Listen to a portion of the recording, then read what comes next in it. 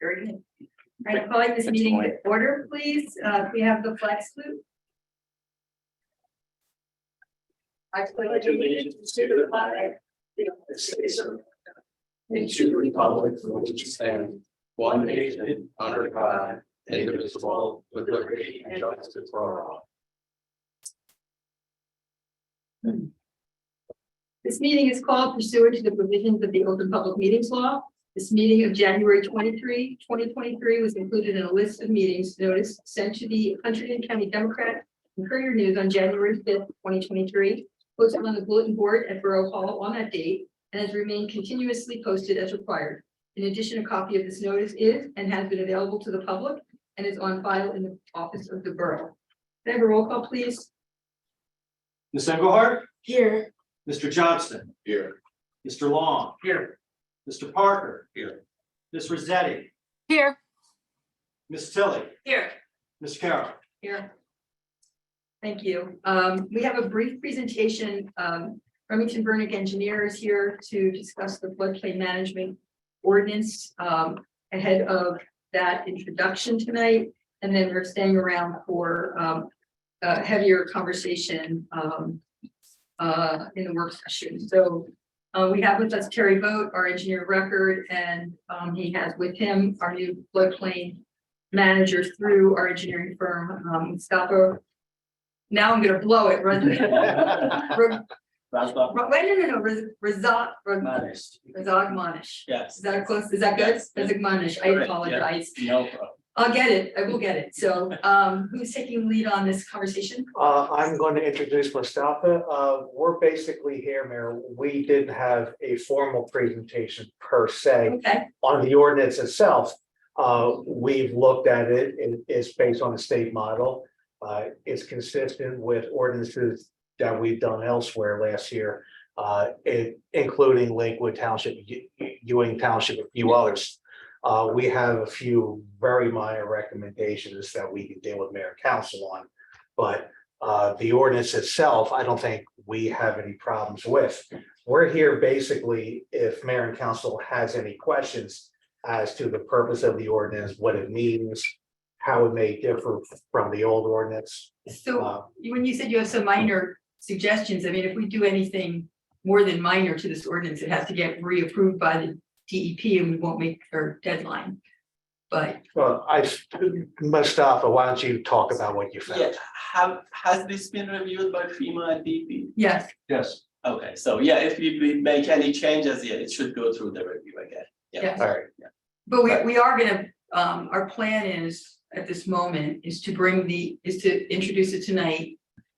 Get it approved in 2 weeks, and in 2 weeks, introduce an amendment to it that would include a fee schedule to pay a floodplain manager to do permits for people requesting such work, so that the taxpayers at large are not paying for that.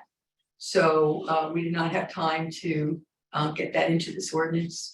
But it'll probably be a separate ordinance. I guess probably better and cleaner to do a separate ordinance. yeah, I don't think anything that we're going to recommend is substantially different than the meat of the ordinance.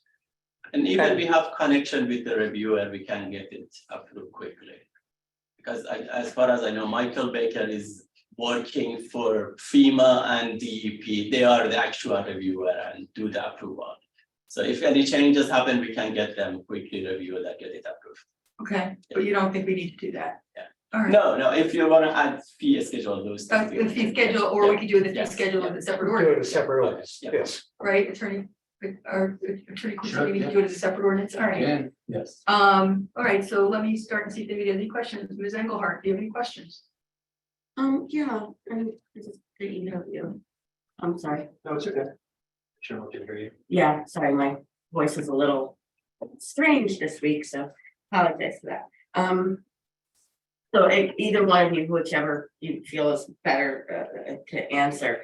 Is there any penalty if this doesn't get finalized on February 15th? I know that our goal and intention and good intentions are to finish it up on the 13th.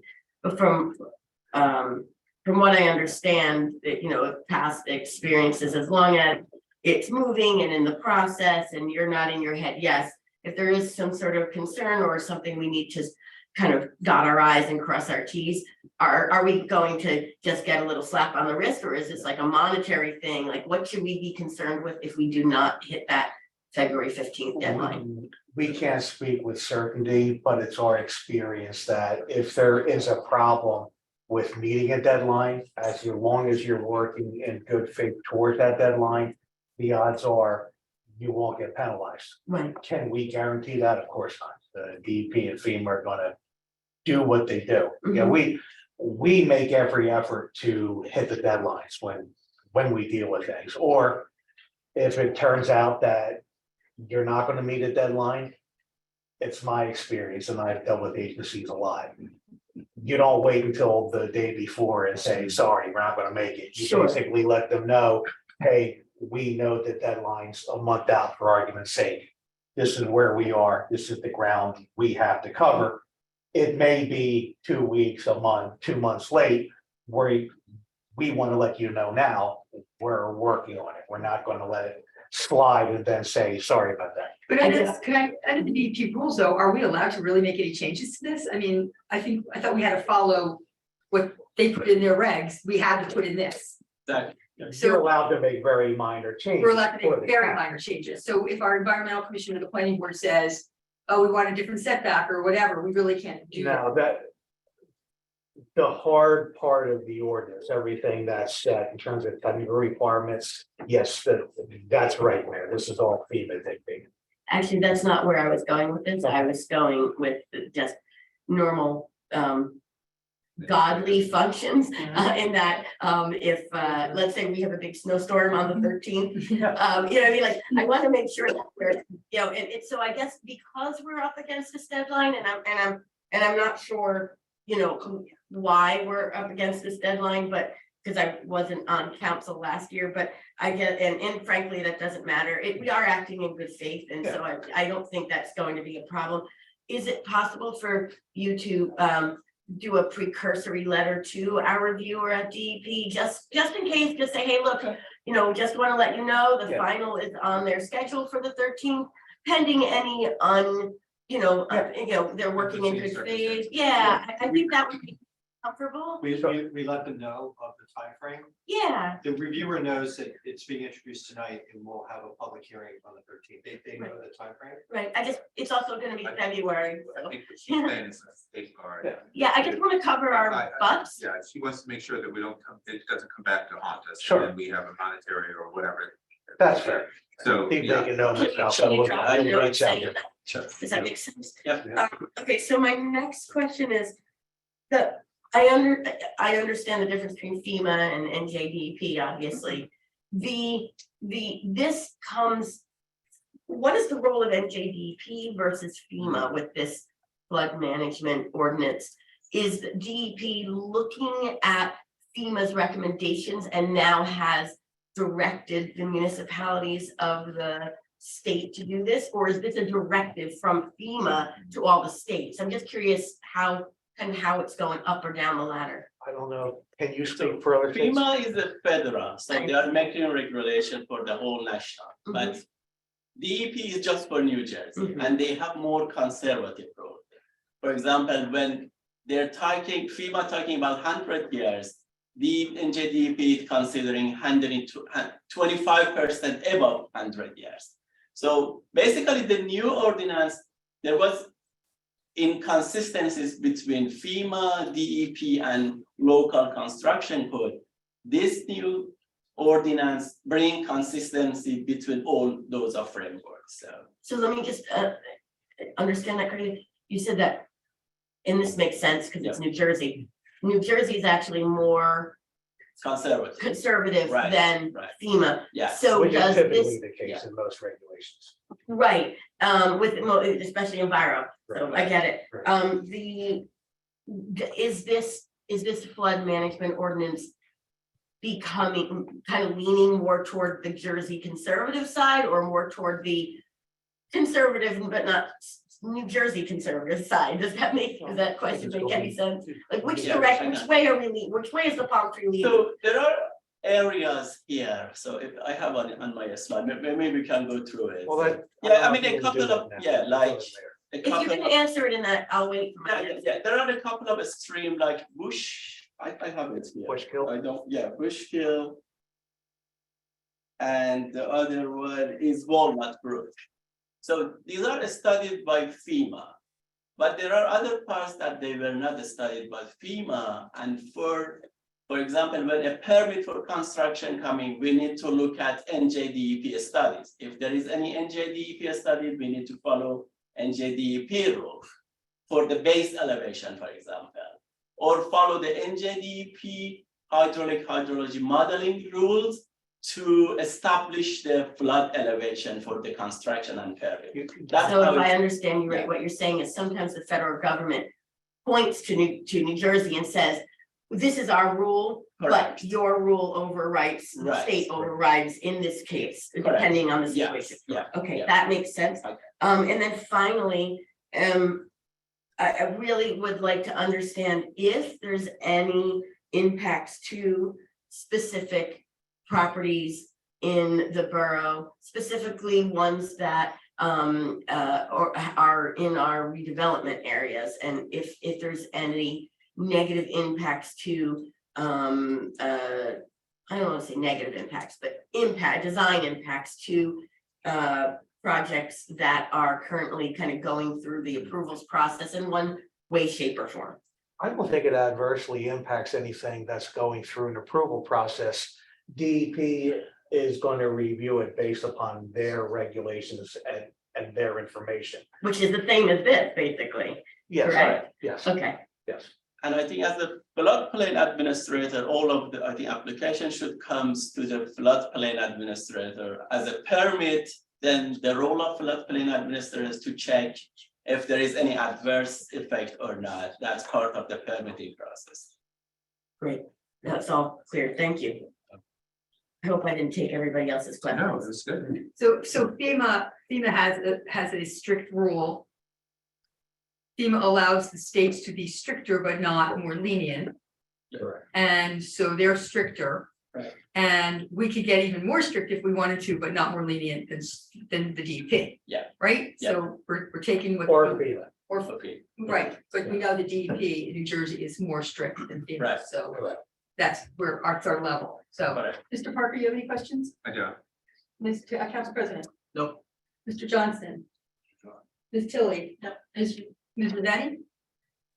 I guess I'm just curious, someone had mentioned a few minor suggestions. What are those changes that would possibly be minorly suggested changed? That's something you can answer, Mustafa. What would we recommend in terms of minor changes that we had talked about, changes you had made to the grant? That was not a big change. I did not know it was approved by DEP Okay. or FEMA. For example, when we talk about for Ewing, we talked about the Ewing Township. They said it should be Ewing Township mayors and council. All right, so these That are was the- as kind of administrative Yes, changes. yes. Okay. Yeah. Okay, Nothing Thank so, you. Major, no. Okay. no. great, thank you. Anything else, Ms. Rosetti? Mr. Humphrey, you have any questions? Oh, no. Mayor, I have a follow-up question, if you don't Sure, go mind. ahead. Just when it was kind of based on piggybacking on what you just said. I know that this was, because this is kind of split between 2 years, I know it was reviewed and it was drafted and written by by Jerry, and then sent we got comments back in late December. And then you guys have kind of been working on it for the last 3 weeks, let's say, related to your new role here. Since the beginning of the year, has there been any recommendations or suggestions that would make the ordinance that was presented in December, that basically what you first saw from the December, more stringent than what is currently recommended by DEP?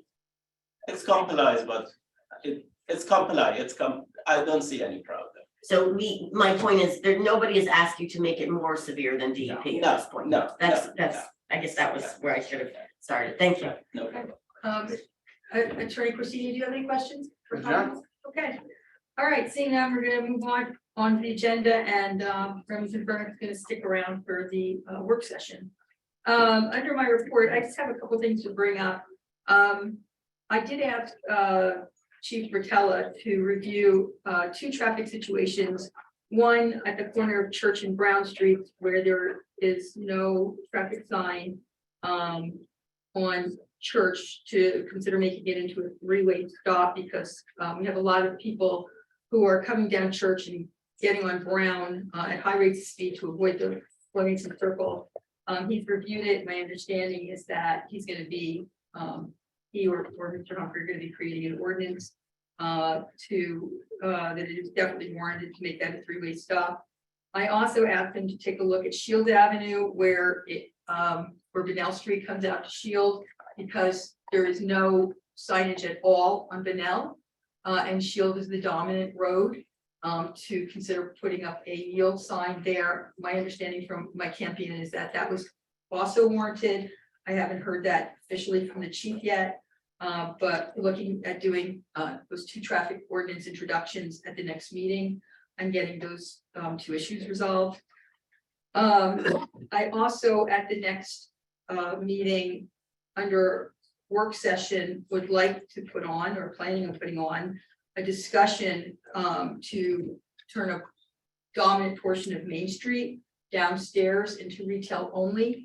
This was a recommendation in the 2015 master plan to give the business owners an economy of scale. It is why main streets and little streets in Clinton Town, which is way tinier than Flemington, Lambertville and Somerville all have such successful downtown areas, because years and years and years ago, they zoned retail only, and it takes a while to have that actually happen. So I'm going to be inviting Jim Kyle, who is Beth McManus' partner and our planner, as well as Robin Lapidus into a work session to discuss, what that would look like, turning that into retail only to help our businesses, and to do it now before the hotel is finished, so we can start getting some of that rejuvenation happening. So you can look for that as a work session next time. And finally, I just want to bring up tonight's cannabis ordinance after discussing it with the council president. We will be introducing it and having a discussion in it, which is not usual. Normally you introduce ordinances and we just let them dwell for 2 weeks. But the council president and I both want to discuss some aspects of this ordinance for consideration, but possibly tabling it for another 2 weeks, and just dealing with some situations that I didn't think about until Chief Bertella and I talked about it. So expect a conversation for the introduction of the ordinance, which, like I said, is not usual. So that's what I've got. Council member reports. I'm going to start at this end of the slide this time. Councilwoman Tilly. Okay, I had our HPC reorg meeting, and it was Richard Giffen was elected chair. Emily Hammer was a vice chair. Wendy Orr will stay as secretary. Richard Slaughter will be the treasurer. As everybody knows, Dennis Show is the planning board representative. I think that's it. And Caitlin Giles and McCormick will be the social media website manager. We didn't have any applications, so it was really just, oh, and Wendy Orr is gonna stay on the sign committee. And that was it. I have a DPW meeting tomorrow. And then, 10 o'clock. Yep. Okay, that's it. That's it. I should have started with Councilwoman Rossetti. I'm sorry, Councilwoman, because I'm going in reverse order. So you're up. No worries. Thank you. Good evening. Okay, for Shade Tree Commission, they're having their reorganization meeting this coming Wednesday, January 25th at 7 p.m. So thank you, Mike Humphreys, and I was in contact with their member Sandy Brookie for getting that set up. I'll be there and have more information next meeting regarding that. Codes and zoning, I had a great talk with Dave Giuliani. He's still working diligently to address any issues around the borough. I did want to mention, this was brought up last year, but the code violation vehicle is done. It's like not functional anymore, rusted out, etc. He's been borrowing a vehicle from Brian with OEM. So I just wanted to have that on everyone's radar. They, at some point, sooner than later, he really should be arriving in a marked code vehicle to his in his appointments and situations that he addresses. And then Parks and Rec Schools, Susan Engelhardt here and I had a great talk. We are, have some ideas, but information will be forthcoming on all that as well. So that's all for me tonight. Thank you. Councilman Johnston? Thank you, Mayor. The library had its reorg meeting on the 20th. The board remains the same. February 17th is the next meeting. The museum, there's a new treasurer, Patrick Martins from Northfield Bank. Everyone else remains in the same position. I hope council and the mayor will join me for the Champagne Tour, January 25th. From 6:30 to 8:30, ShopRite has donated the food. Supporters and business owners will be present. Animal control. Animal control received 2 calls about 2 dogs running at large. 1 call about wildlife or raccoon. 1 call about a cat and 2 kittens. The cat was taken to Walbrook for TNR. The kittens taken to Tabby's place. Anyone renewing their license or registering for a new license can do so on the Flemington Borough website. Complete the application, upload your pet's rabies certificate, and pay with a credit card, and a license will be mailed to them. Licensing is for both cat and dogs and due by January 31st. Residents can also stop into the building at the clerk's office and register their pets. As Kim said, the DPW meeting is on. That's all I have. Thank you. Council President? Hi, good evening, folks.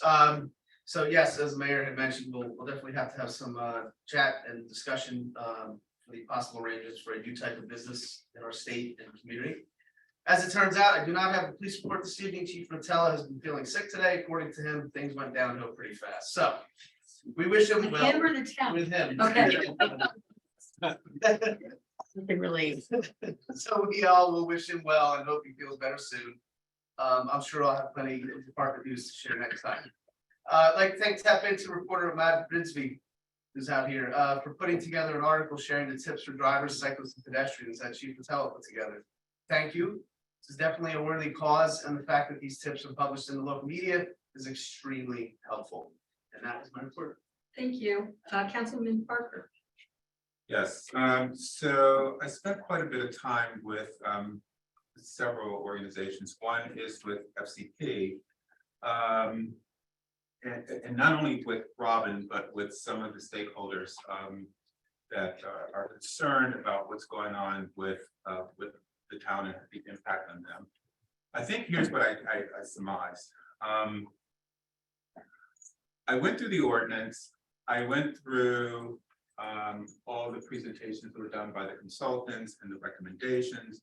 I went through that and I'm working on that versus the master plan and that of the owners. I think there's such a disconnect with FCP and what they really are in charge of and what they're responsible for, and that of the business owner and that of the council and of the mayor. And I think that what I said is that we're going to do a total reset, right? I mean, you can't keep going down this road and try to fix something that's broken and just keep kicking the can down the road. What you have to do is you have to stop, you have to figure it out, you have to come up with what is the actual plan. Now, I understand that there is a plan that is supposed to be delivered to, a summary that's supposed to be delivered to the council every year, but my understanding that hasn't necessarily happened. And I know that that's one of the things that they're working on. What I've asked them to do, and I'm going to be meeting with Robin and Dave, and as well as the board, and at a retreat in a little bit, but it's not a matter of a 1-year plan. That's not how you plan. It's really a 5-year plan, and then you back in year by year. And that's how you show success, and that's how you get stakeholders in, and that's how everybody gets involved. When you do a one-year plan, that means that every year you're recycling the nonsense, and you've got to stop recycling the nonsense. The other thing is that you can't just yell out, okay, we want to have this, we want to have this, we want to have this. It doesn't work that way. That's not how it does. That's not how it works. It works by planning. This works by having a plan. It works by, this is what our agenda is going to be for 2023, and this is where we're going to go. We're not going to put anything else in it. This is, we're going to go down this road, because until you get it fixed, you can't keep piling on minutia and expect someone to be successful. I don't think it's set up for success. I think it's set up for just to be passive. And we want it to be successful. So I am meeting with each one of the stakeholders. I know that there's this divide between Stango and Main Street, and it just seems like the focus is on this or this. But the reality is there's 450 businesses in the borough. And I'm looking and going, well, wait a minute, there's 450 businesses in the borough. How come everybody doesn't have a piece of this? So that's, I'm trying to get to understand more and more of what's going on and what's broken so we can fix it. That said, I may be coming back and saying, you know what, we're meeting for a retreat on the 21st. To have them come with a business plan on the 23rd is probably not realistic. It's just not realistic. So I may be coming to the council and saying, can we look at moving that out a little bit more? Because I want to get I want to get the people who are at the retreat. I want to understand because they need to be able to review it as well. They need to be able to have input on it. And I don't think that that's going to work by the 23rd. I don't know. I'm not asking for it yet. I'm going to sit down with everyone and then I'll make a decision on what to do. It's a 27th. Okay. But they're not having a retreat until the 21st of February. Right, the 21st of February, and that's a problem because they're Wait, what I keep hearing is people feel like it's one here, one there, one here, one there, one there, and that's setting up a division, and you can't have a division and be successful, right? You just can't, and that includes the restaurants and the whole bit. Going back to that, I understand, Mayor, that you asked that you wanted a restaurant week. That's just not, I put a kibosh on that. I'm just letting you know, because when I went to the restaurant tours, you have to understand about restaurant week. Restaurant week is not necessarily successful for restaurants. It's not. It's not for a small town. It's what you're hoping and what is two different things. It has to be something else, and I'll think of something else. And actually, Mike and I were just talking about this afternoon. And I think it has to be something else. And I said, Robin, we got to think out of the box of restaurant week, because restaurant weeks work some places and they don't work other places, right? And so you got to stop saying that and using that and making it one big thing. It has to be something different. So we'll figure that out. But I put a kibosh on that and said, no, that doesn't make sense right now. And you need time to plan it. And again, you can't just throw things into the fire and hope that it's going to burn. It's not everything's going to burn, right? That's my first thing. The next thing is on the website. So, and public information. And I'm really big on public information because you guys know I just go crazy about the fact that people don't know what's really going on in this town. Sat with Mike, really got an earful and saw what's going on. It's not that the website is awful. It's just that you're limited on what you bought to put into the website. That's the problem. It's not necessarily the content of the website. Well, that's the problem too. But you can only put so much in, and you can only get so you can only get down so far, but not you're going to pay more, right? And so now you got to look at alternatives. But the other part of that is a newsletter. So let's talk about the newsletter. So we all agree there needs to be a newsletter. I've heard that, and I know that people are trying to get that off the ground, but what does that really mean, right? So there's, you can sit down and you can say, the sky is blue, the grass is green, and everything's happy. That's not a newsletter, right?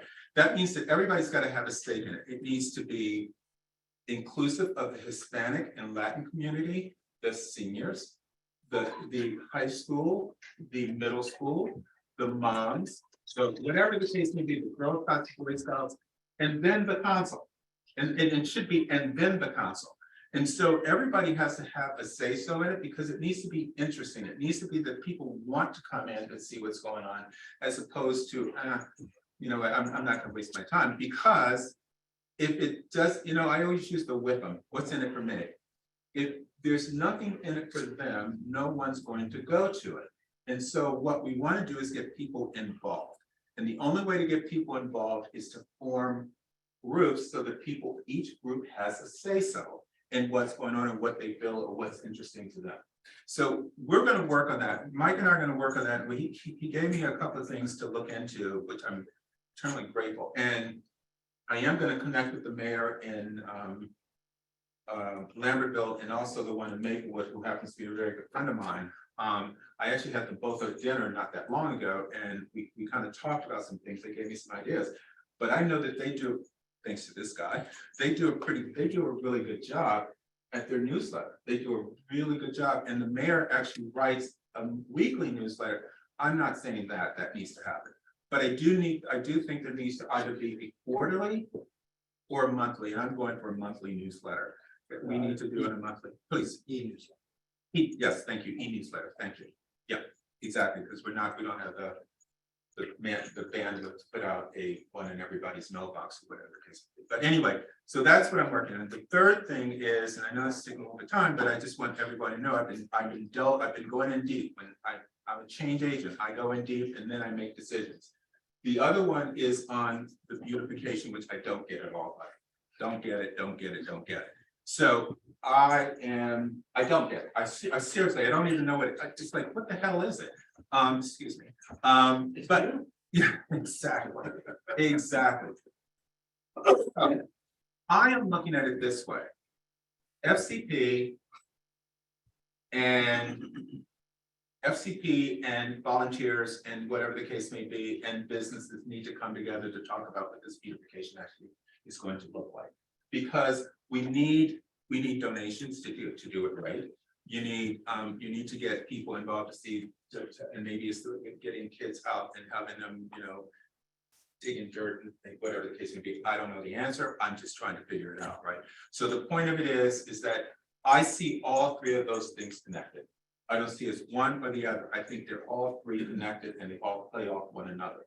And so Kim, you are just so smiling at me. I know, but I'm just looking at you. You're like. Anyway, so I think that's been the overlook, is that it's not, everybody sees it as this and this and this, but it's actually a connection. And again, my background is being a change agent. I go and change companies around and change departments around and introduce new things.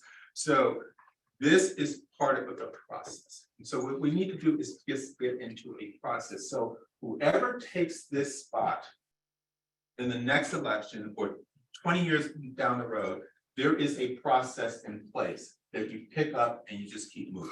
Because right now it just stops. Every time somebody else comes in, it stops. It just stops. So that's what I'm trying to avoid. Thanks. Thank you.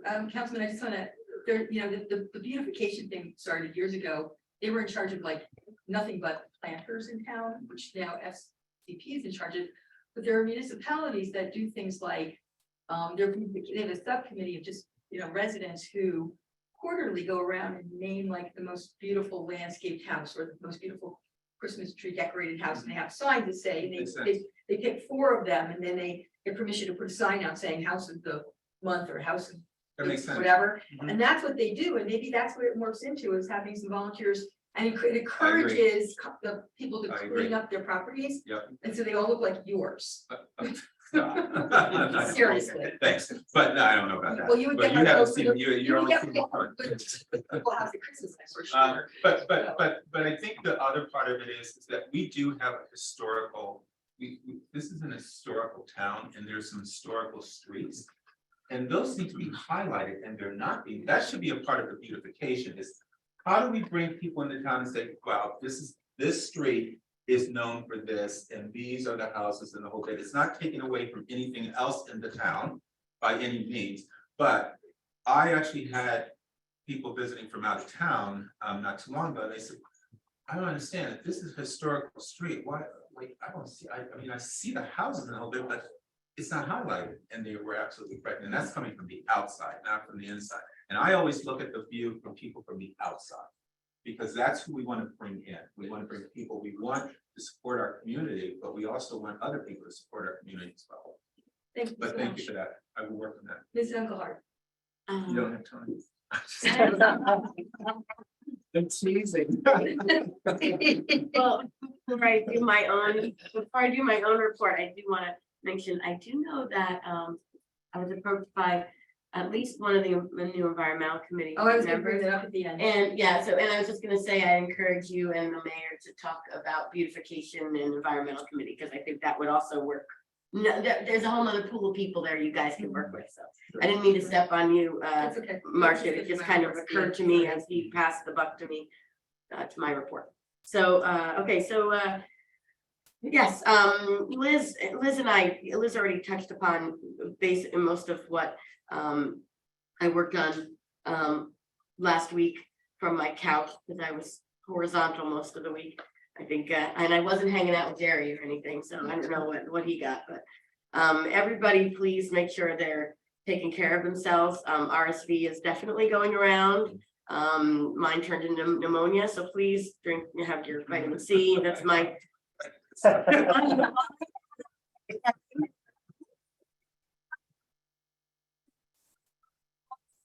not coughed it on, so just everybody, please drink your vitamin C and take care of it. That's number one.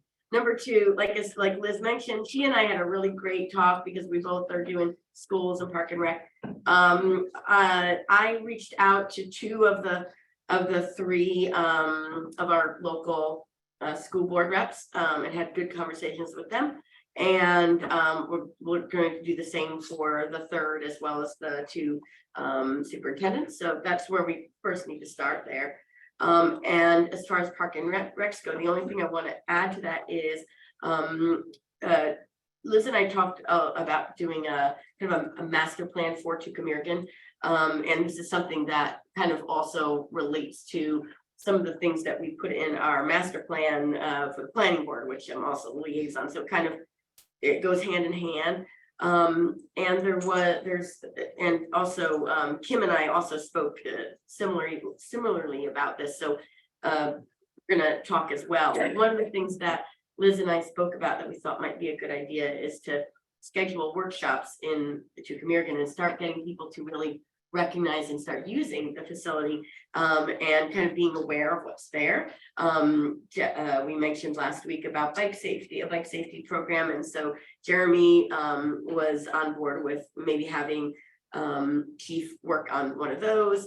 We were talking about pollinators. I talked to Jess Hand about doing a couple more events. They did some last year related to the community garden and a back to school social. So all four of those relate to both the planning boards and the schools and the community garden. So it all kind of relates. And beautification, yes, thank you. So yeah, Liz and I had a really great kind of just brainstorming session, and we really enjoyed each other's company on our phone call.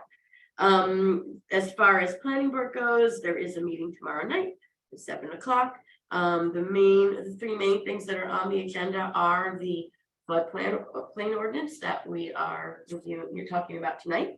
The planning board will be also reading, has been copied on that, and they'll give any comments back up to us for the next meeting. I don't think there'll be too much on that. Dolce is on our agenda as well. They're proposing an awning that was on the agenda last year and has been moved forward due to some delays, not on anybody's fault, but they needed to kind of regroup. So they're on the agenda. And lastly is our yearly report, which is important because a lot of the stuff that happens in our yearly report then kind of segues, in addition to the master plan inspiring ordinance changes. One of the other thing that always inspires ordinance changes is our yearly report, because it kind of brings to light stupid little minor things sometimes in the ordinance that just maybe the verbiage is wrong, the tense is wrong, it could be something as simple as that or something larger. So those three things are on the agenda tomorrow night, and I encourage everybody to tune in and come to the planning board meeting. Thank you. I just wanted a very brief update on things on the, the Environmental Commission did not have a reorganization in January because it was Martin Luther King's birthday. It is going to be February 6th, which gives them enough time also to take a look at the stormwater ordinance, and then they will be meeting back on their schedule on the third Monday until, well, actually in February they won't be either because that's President's Day, but starting in March, they'll be back on full schedule. So they'll be having that one meeting in February on the 6th. And I think they gave you the dates. I gave you the dates. Somebody gave you the dates to notice. Yeah, until the reorg looks on it, they're not official dates. Right. But we'll, as soon as they're official, we'll. Right, we'll publish okay. that. So there's that. I have been sitting with Bill Hance reviewing the budget to actuals for this year. We got in 3 hours, we got through the operating budget and part of the capital budget. So we'll be getting back together again to talk about the utility budget, looking for significant budget cuts to try to avoid a tax increase right now because of, and it is solely because of New Jersey healthcare insurance costs. What has been driven by the state of New Jersey not giving any kind of averaging, 3-year averaging or anything, and just boom, allowing the insurance companies to hit every town and county with a massive increase, which they're putting on the shoulders of COVID. Right now, our budget would have a 3-cent tax increase, 3-point tax increase. So we're looking for places to make up some of that. One of the things that I did want to mention is that last year, our engineering firm had a contractual not to exceed amount of $500,000, 500,000. This year, Remington Burnix not to exceed plus the consultant to finish the police building phase 1 and to help with the RTMUA matters. That total is $475,000. So there's a $25,000 savings right there, right off the bat. So looking for some other things as well that Bill Hance is making some phone calls on to see if there's some duplication in the budget that we can move some stuff around and save some more money. So working hard to not have a tax increase or have one as slight as possible on the municipal side. Can't speak for the schools. That's it. Mr. Humphrey, do you have a report? Yeah, I'll be quick. So those and the commissions or boards need to take an oath because they do have legislative capability. If members of your commissions or boards have not taken the oath yet, please let me know. I'll be attending Wednesday's meeting to do kind of a group oath or a shade tree. But send them my way if anyone is not. We have a new phone system that will be installed in Borough Hall that will replace the one that's 120 years old that we're currently using. So anyone wants to see bright, shiny new phones, come on by. Okay, seriously, we saw on Saturday night that there was a sewer main break and a house their basement was flooded with sewage. We're still looking into the cause. We think we know why, and we'll address that. But the crew got out there and they fixed it Saturday night. They worked all night. Just a couple residents off. RDPW. Yeah, Yeah, RDPW fixed it. And it wasn't- yeah, and it they wasn't their were fault. amazing. They are amazing. They're an amazing group. They are. They really I are. mean, I know we give them kudos, but we really go out of your way just to tell them how special they are. You know? I actually made lunch for them last year. That's I awesome. did. I took a big lunch to them just because I just think they worked really hard. I didn't realize how few people they have. And they get it done. I was just shocked. It's like, this is the least I can do.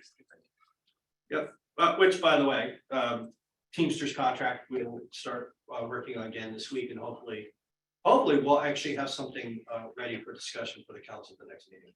Oh, yeah, I'm sorry, I did forget to mention. No, it's okay. No, yeah, okay, great. You talk about pet licenses, housing landlord registration is ongoing, same thing with a retail food license. Vacant property registration is going to start coming up too.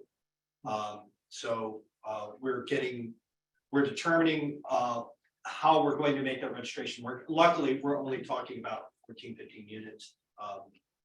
But mayor, more revenue, so. If they pay, I understand there's some absentee landlords in other states that don't pay and say, come and get us, but that's gonna be for the attorney to. Right, this particular ordinance dictates that the owner of the property, like a mortgage company like that, they're the ones who have to pay on this. Okay, so one of the items that's coming up for a vote is a housing inspector, and I would just want to explain that. We had a hole in our ordinance that we filled last year by having a housing inspector, somebody who would go in on the 1 and 2 dwelling unit rental units.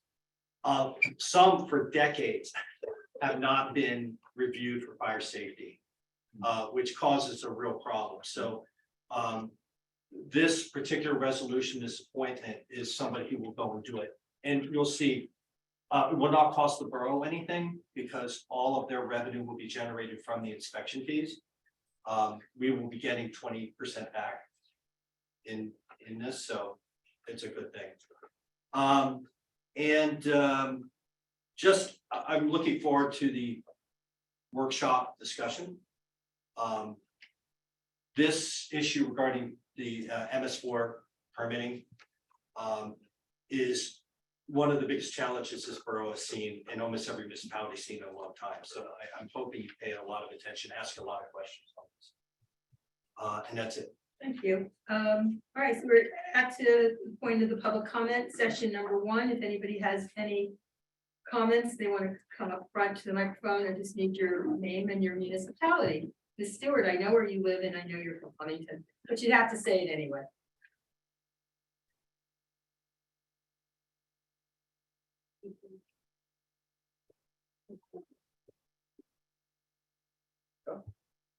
Thomas Stewart, Flemington. I wanted to ask Mayor, you mentioned about working toward having all the first floors on the Main Street buildings on retail.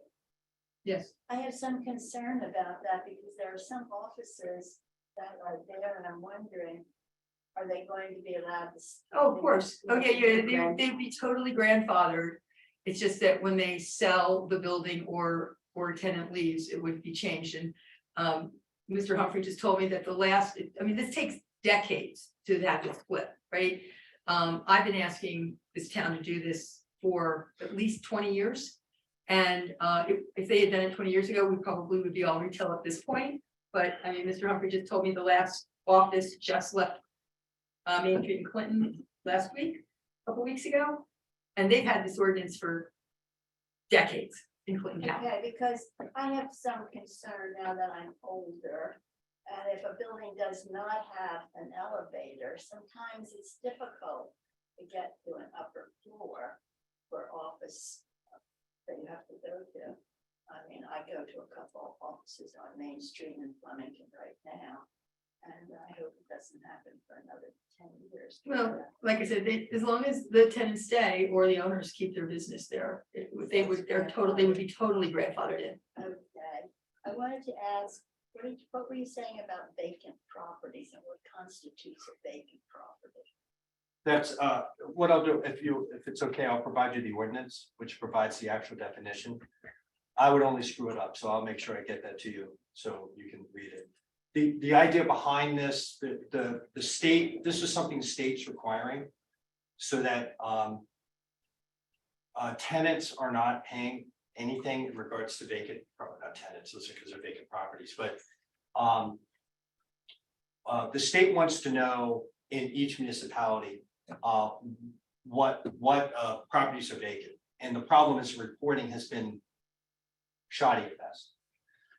This will allow for much more accurate understanding of where it is and will penalize mortgage companies that are allowing these properties to go vacant without having any maintenance sometimes it's almost impossible to find who the owners are of the vacant properties.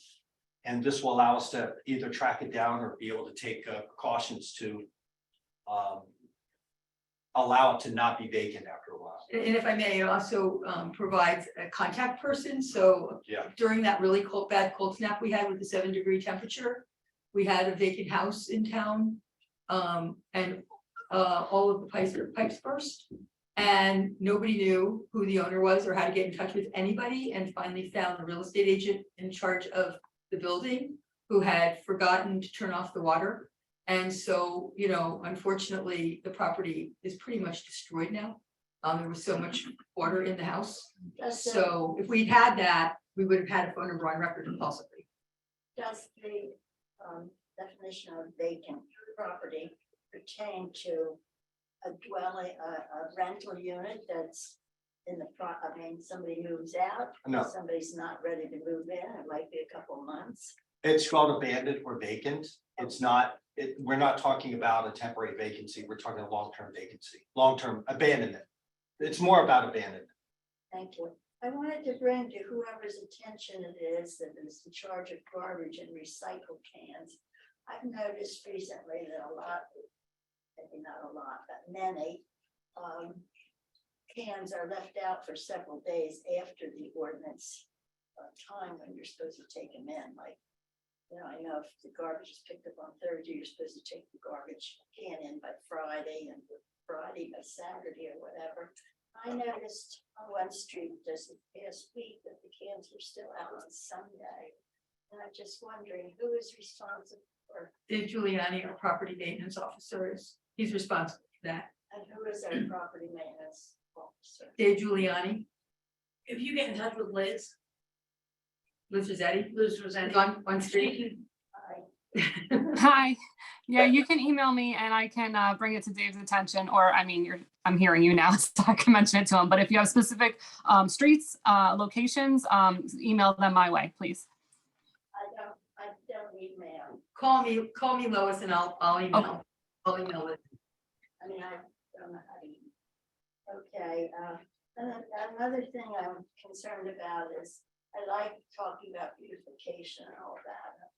I would love to see more trees in this town, and I hope when you do your budget, that you provide some real money for greenery and trees, but I'm wondering how we get the environmental commission and the shade tree to work together. I mean, I can mention it to the chairs, the chair of one and email the other chair, Well, I just think there's so many common areas. I have to look to see, you know, this town bonds for shade trees, which I've never seen before, and it's really not a great practice to do a bond for trees, because especially trees that are other people's responsibilities, because we put trees on private property and bond for it, and then, yeah, so this town's been bonding. I think there was $100,000 in one of our ordinances a few years back. I don't know how much of that's been spent, but my guess is that there's still money in it, because it's a lot of money. So I'd have to check with our CFO. I just think that we need to have cooperation, just as this gentleman talked about cooperation in other parts of this town. Oh, yeah, absolutely. We need to have cooperation between these two entities in our town, so. Noted. Thank you. Anybody else from the public? Anybody online with their hands up? I don't know if I would see that anywhere No. here. No? Okay. Thank you. can I just follow up on something? Absolutely. Michael, when you send Lois the ordinance for the abandonment property, can you just, as a courtesy, send council as well? Yeah, I'd like to know what the residents have in hand, that's all. Absolutely. If somebody has a Yes, question, thank you. at least we'll be prepared. Thank you. Thank you. There's no minutes to approve tonight. Are there? There are the reorg minutes. We're, Yeah. No, there was minutes, yeah, there was a minute for the reorg meeting. You okay. corrected me on it, remember? I know, but I don't see it as a separate line here. Is it on here somewhere? Am I missing It it? says approval of minutes. Okay, can I have a motion to approve the minutes of January 4th, 2023? Johnson. Is there a second? Tilly, that's okay.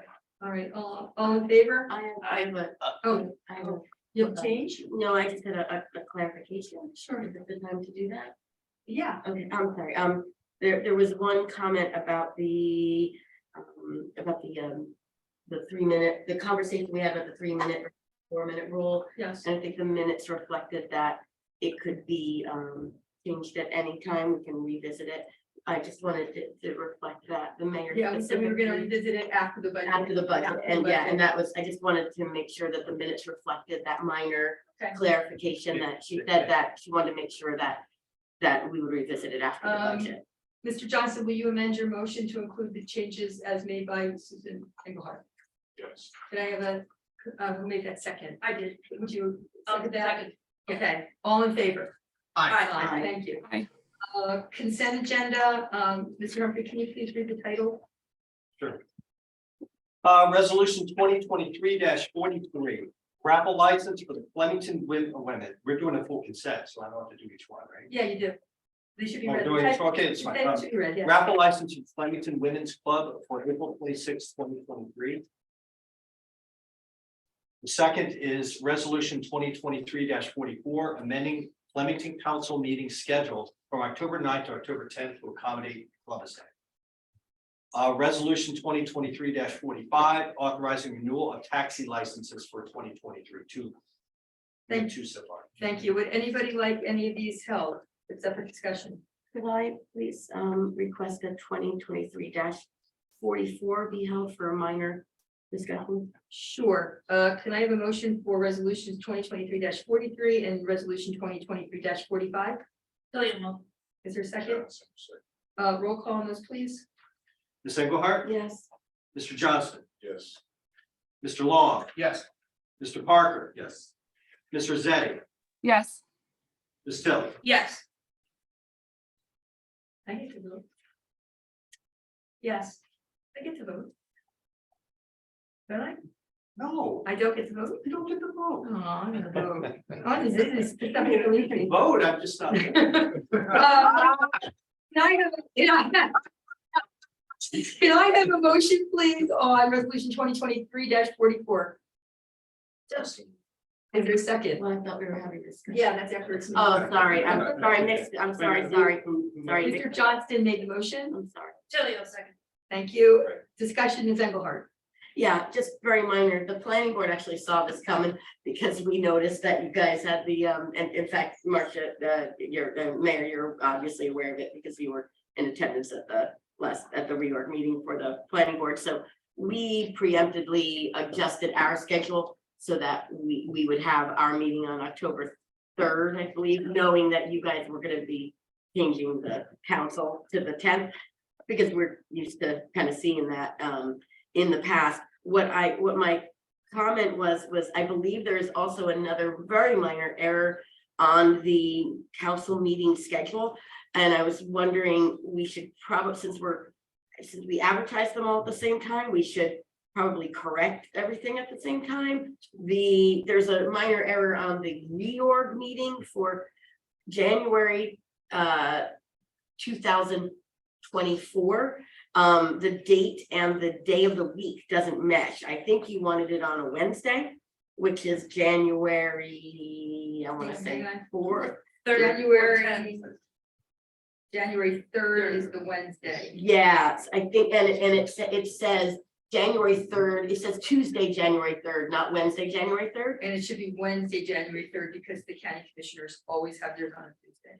Right, so I just would make a motion that we amend this resolution to reflect that other minor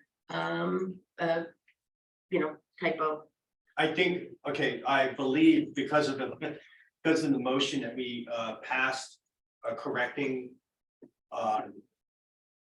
typo issues. This is a typo issue. This was a typo issue. It was Yeah. actually noticed both in the paper and on the website as being Wednesday, the 3rd of 24. Okay, So so it was just what it was sent to us was. It was a typo in the resolution, but we corrected it when we made the notice. Okay, that I just want to Okay. clarify that. oh, I'm so glad we did the typo resolution. Okay, there you go. All right, Thank you good. for that. Yeah, no problem. We're Just good needs then? to- It's publicly known now. Okay, can I have a roll call, please? Oh, you moved it already. Oh, yeah, Ms. Engelhardt, Yes. Mr. Johnson, Yes. Mr. Long, Yes. Mr. Parker, Yes. Ms. Rosetti, Yes. Ms. Tilly. Yes. Thank you. All right, into the regular agenda. First ordinance, Mr. Humphrey, you want to read the title? Ordinance 2023-01, amending the Borough of Flemington Code of Ordinances to repeal Chapter 19 flood damage prevention and to adopt a new Chapter 19, to adopt flood hazard maps, to designate a floodplain administrator, and providing for severability and effective date. Can I have a motion, please, to introduce? Johnson. Almost second. All right, have a roll call, please? Sorry. Ms. Engelhardt, Yes. Mr. Johnston, Yes.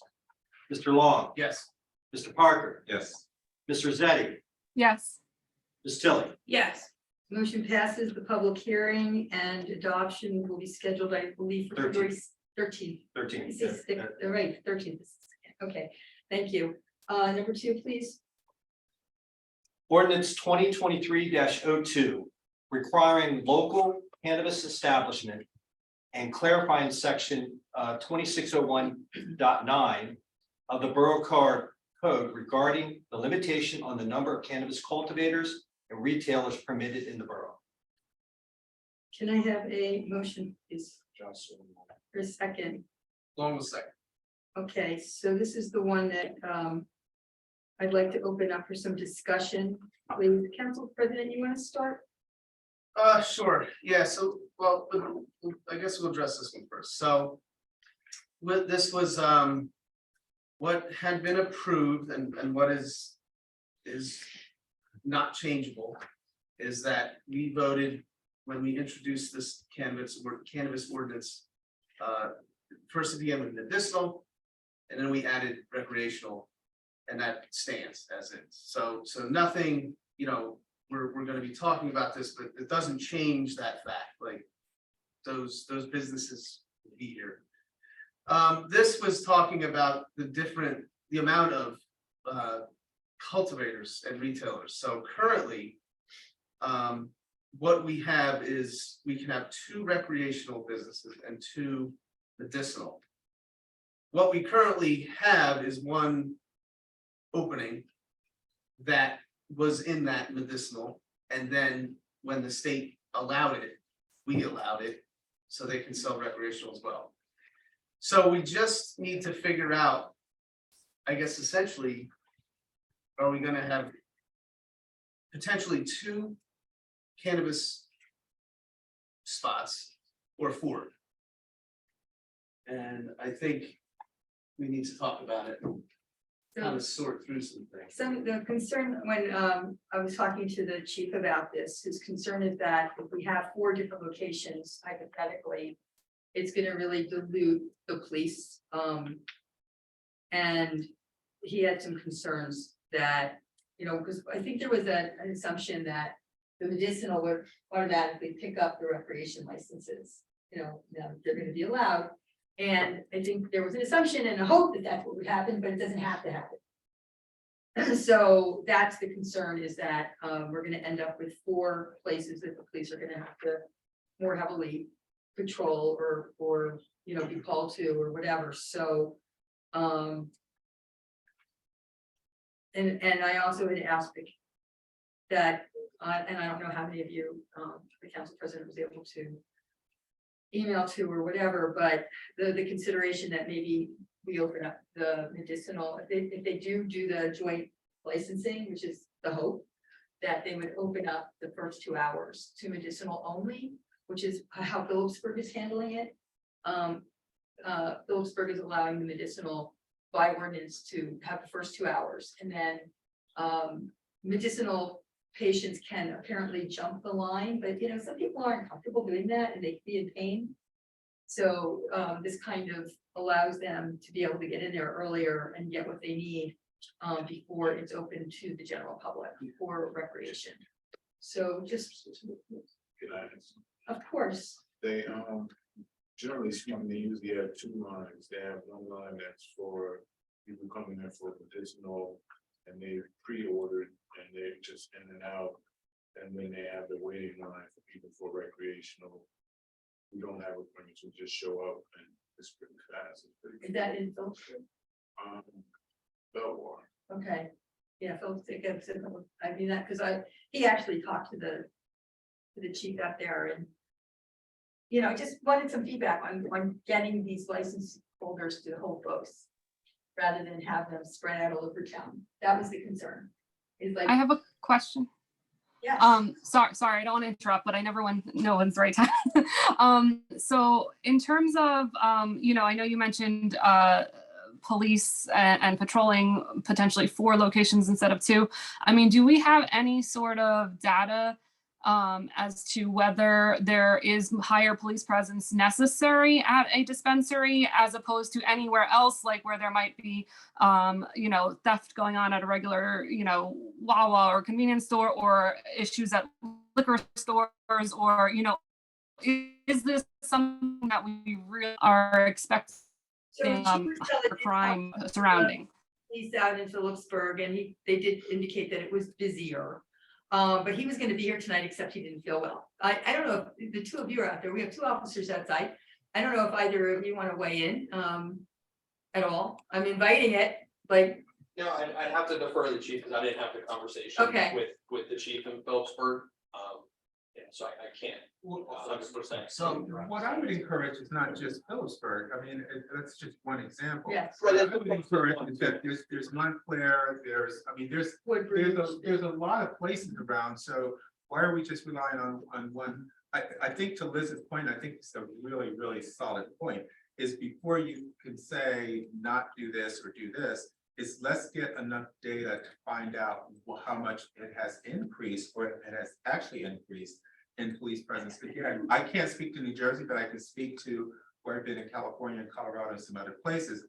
And I've not seen a police presence around there, nor have you heard anything about any crime around there. So I'm just not sure if it's just maybe been alarmist or being cautious or whatever the case may be. But before we go down that road, let's pull some data. Good, like that. I have a question on the interpretation that you were seeing on this. So the way this is, it hasn't changed, that there would be 2 cultivator locations and 2 what you would call retailer, no matter the type of retailer. So that hasn't changed. Are you looking to change that? Yes. Okay. We're looking to change to 2 locations that would hold both licenses. Well, you can't. Again, you can't, a cultivator can't hold a retail license, retailer can't hold a cultivator license. Okay, if a medical dispensary can also hold a class 5 license. Right, that would be as one, that would just be one. Okay. I just want to talk about the definition so we're all in the same boat here. Right, so it's still 2 retail. It could be, that retail can be a medical dispensary, a class 5, or a combination of the 2. Yes. And that would be 1. Yes. Okay. Yes, so. Now, a cultivator is only, a cultivator also now has the choice of doing only medical, doing recreational or class 1, or being a combination of the 2. Right. But they can only be a cultivator, because you only hold 1 class within a municipality. Right. It sounds like there's like just that.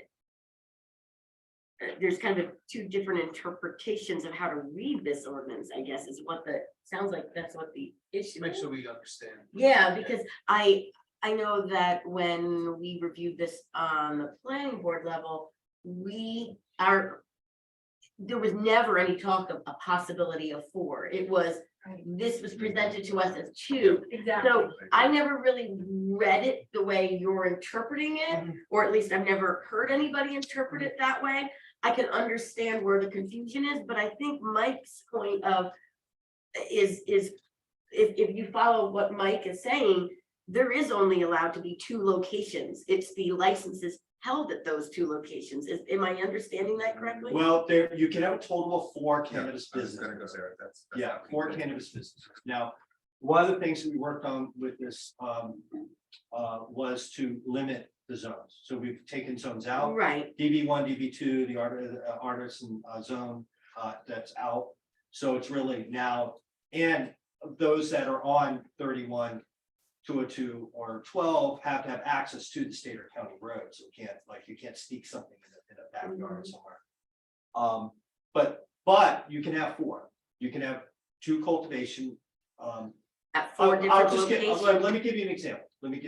A cultivator could be a micro cultivator too. So you could have like that old Lennox outlet, or you can have the CDS be a micro cultivator. They're growing inside, they do whatever they do in regards to exhausting and security and everything else. That would count as one location, and areas that count as another location, you still have 2. You can still have 1 more cultivator, and you can still have 1 more retail after that.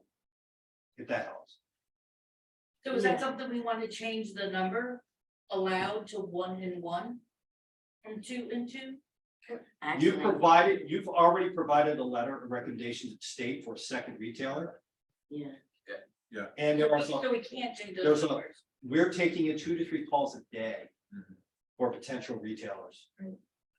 So I think if we can slow this down and then introduce something new in 2 weeks and have our attorney take a look at it. Okay. To try to make that language more clear and more narrow at the same time. And also then have the chief come in and maybe not even have him come in, but send us a report.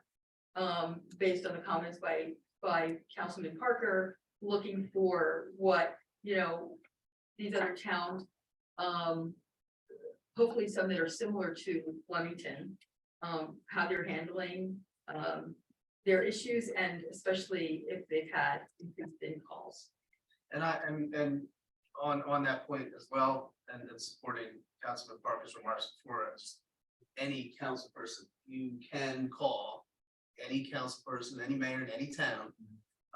There are several now. I did call the mayor of Phillipsburg, and one of my questions was, tell me what's been going on as far as, have you noticed any, crime, any changes? And he said, literally, Mayor Tisigny said he had 1 problem. Somebody went into the store, bought product, came onto the street, and then tried to sell it, which is completely, it's not Not a right. smart crime, but that's it. But That was there's it. no surprise on that either, by the way. No, well, I mean, but I would strongly recommend council members do some homework. It's not a problem. It's something I did last week just because of all this came up. I said, all right, well, let me at least have more information. So you're totally free to do that. So can I ask a question for the cultivator? Is that the same? I guess my concern is that, when you're up on 22, the Yeah, Walmart, in that's not a Reddington? cultivator. Oh, yes, it is. Yeah. That is, Where the Yeah. smell. where and you all can the smell it from miles That, away. yeah. Yeah, that. Well, would and be a it's one of the concern. bonuses of this borough that it really doesn't have any or many facilities where that could take place. Well, you just named 2 of them right off the top of your head. Right, no, I'm not advocating, I was just giving that as an example. Yeah. So a micro cultivator doesn't have quite the same, what you're talking about is a 60,000 square foot. Right, that's what I want to understand the difference Well, between that that and whole micro. area was over 100,000 square feet, but they've had to take up a lot of area for the ventilation, and it's not completely working.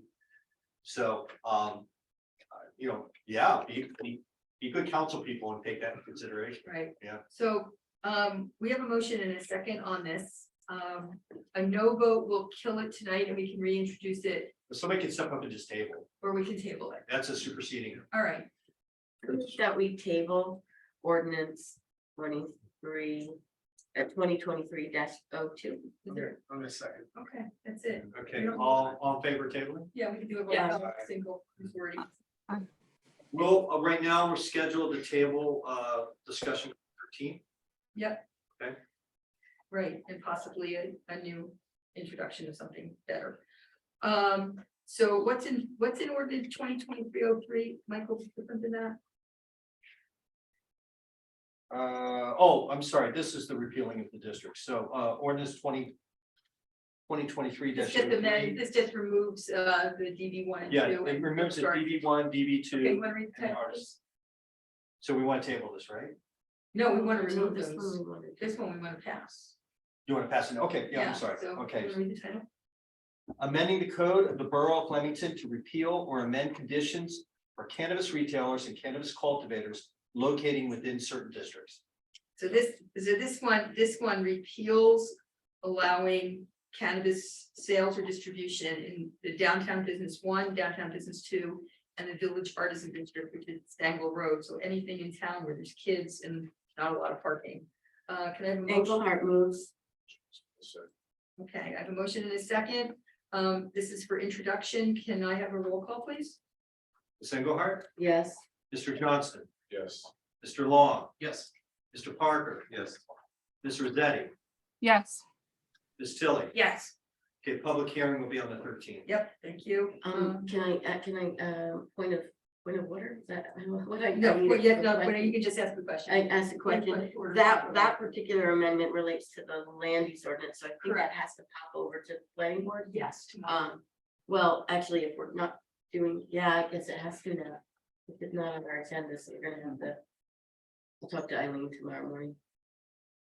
It's what is on our You can- agenda for tomorrow. Yeah, agendas, when an agenda is posted, it's Yeah, I what know. you know at I the time. so understand, you can- I understand how it works, but I just am thinking out loud, I'm gonna have to reach out to Eileen and put that on there. Can, Mike, can you please send Eileen and copy me on this ordinance so it can be distributed to the planning board members tomorrow? Thank you. Okay, thank you. I don't like to put things a last minute on the planning board like Yeah, that, so no. that's why I just am sensitive I to it, agree. that's all. All right, resolution number 23-46, appointing Christopher Wolf as housing inspector for 2023. Can I have a motion, please? Tilly will second. Any discussion? Roll call, please. Ms. Engelhardt, Yes. Mr. Johnston, Yes. Mr. Long, Yes. Mr. Parker, Yes. Ms. Rosetti, Yes. Ms. Tilly. Yes.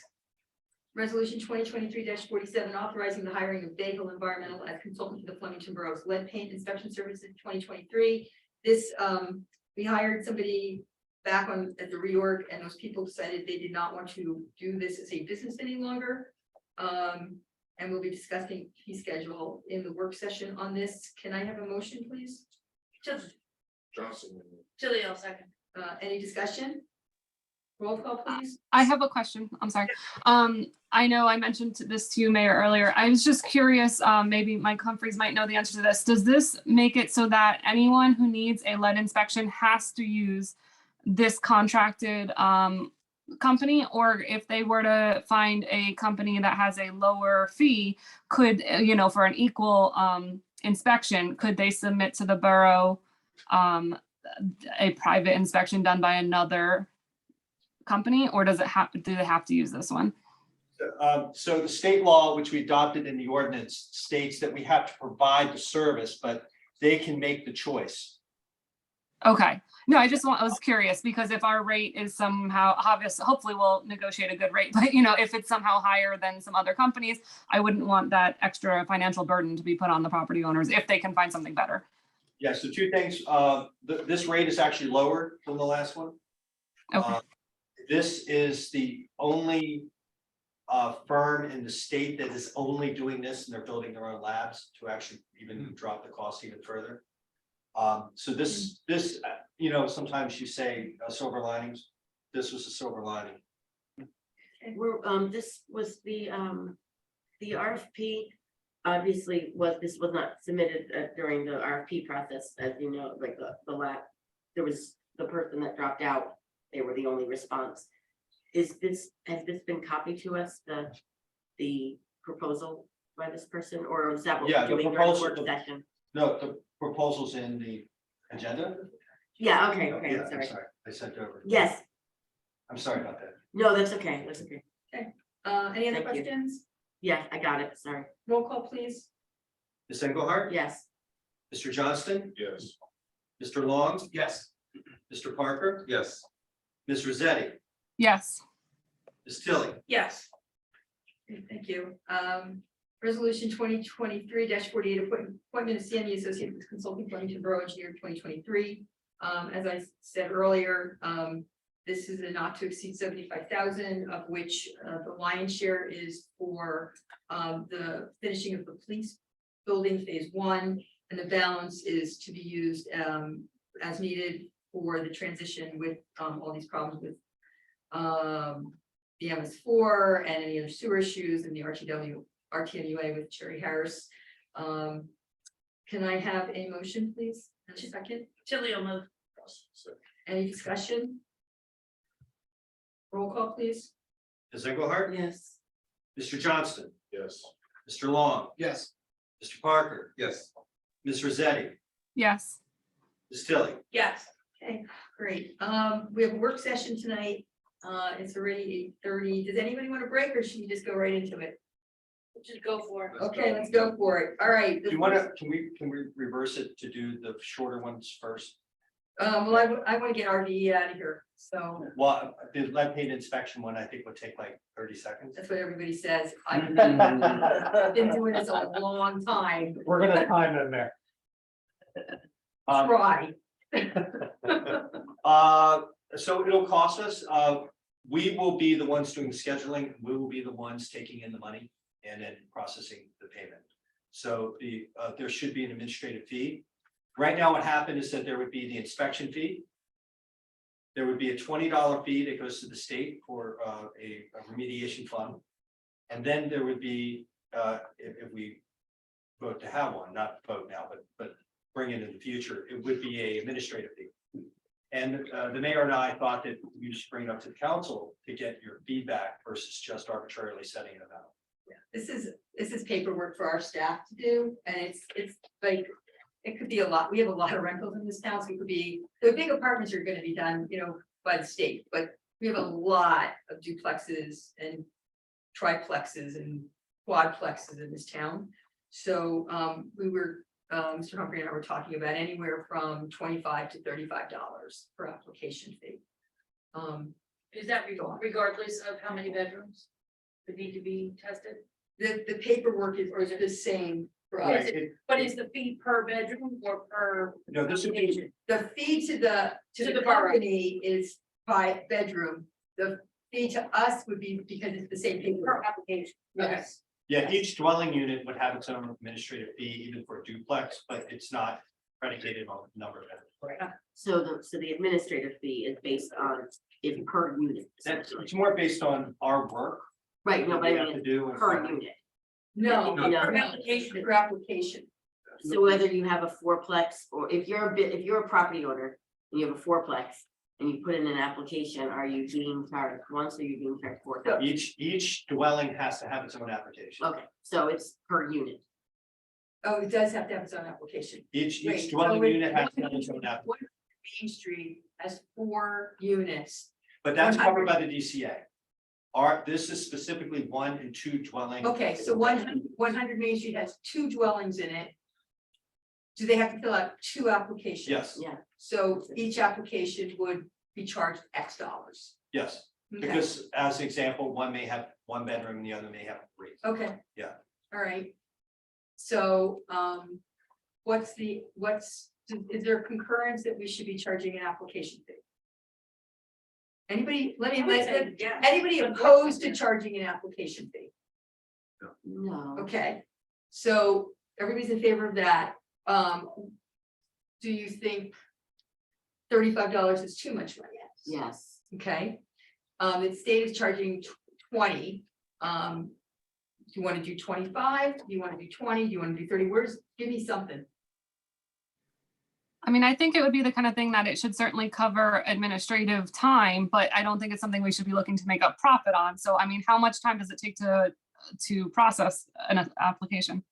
Well, well, that we don't know yet because we don't, the software program that we're using, SDL, is expensive and we will be utilizing that. So this will help cover the cost of SDL.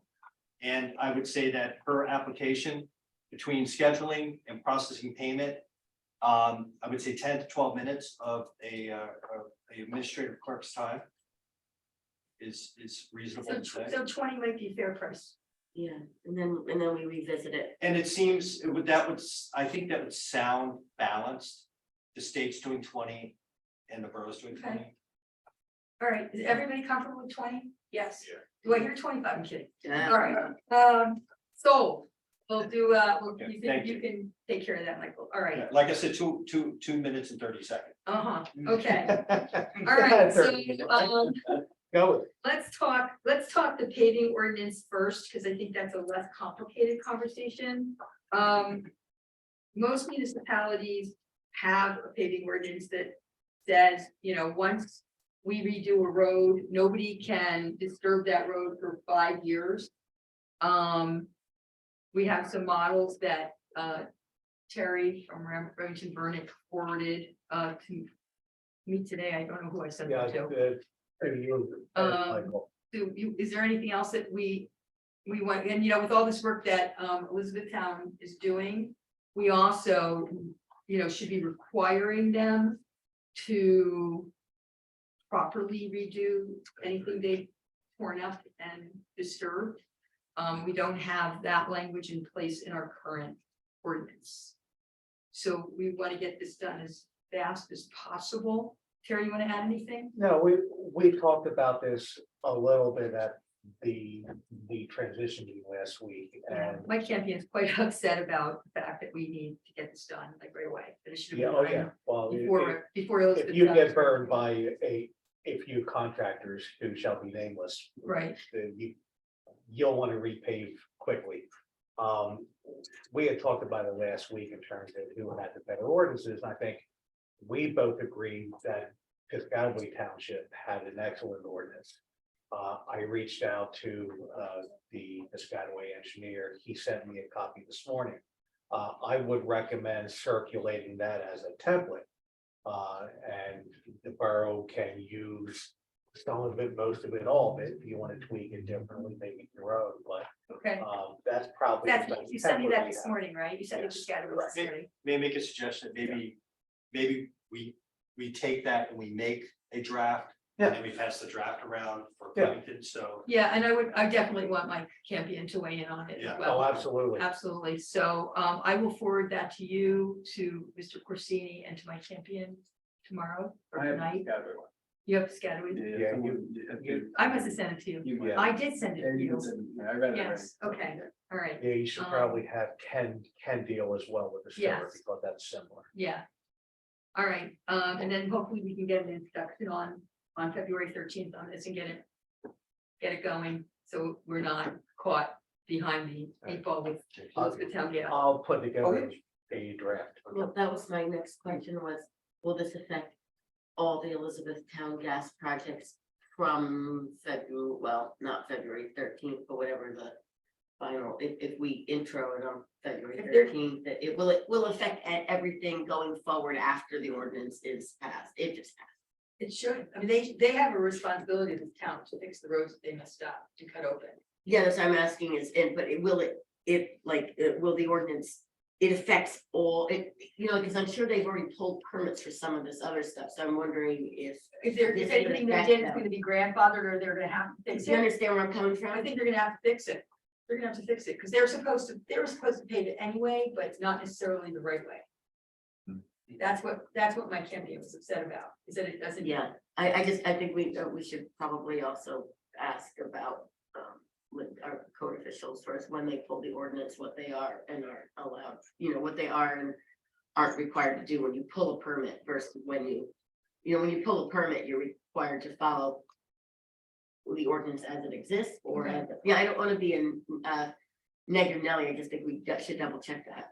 Yeah. Well, they haven't done, all they've done is the patchwork. They haven't done the final repave. Got Which it. they're supposed to. So I believe this can apply to the final repave. I hope I so. believe it can too, because they haven't done it. Yeah. So, Okay.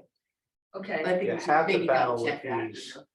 You want to make sure your ordinance specifies a final repave. And I've seen towns go from, okay, trench only, and then they have problems, and then they decide, okay, we're gonna do 5 feet each side of the trench, and then you see towns like Piscataway finally got so frustrated over time, they went to curb to curb. Yeah. And I think that's something that you're probably looking for something along those lines.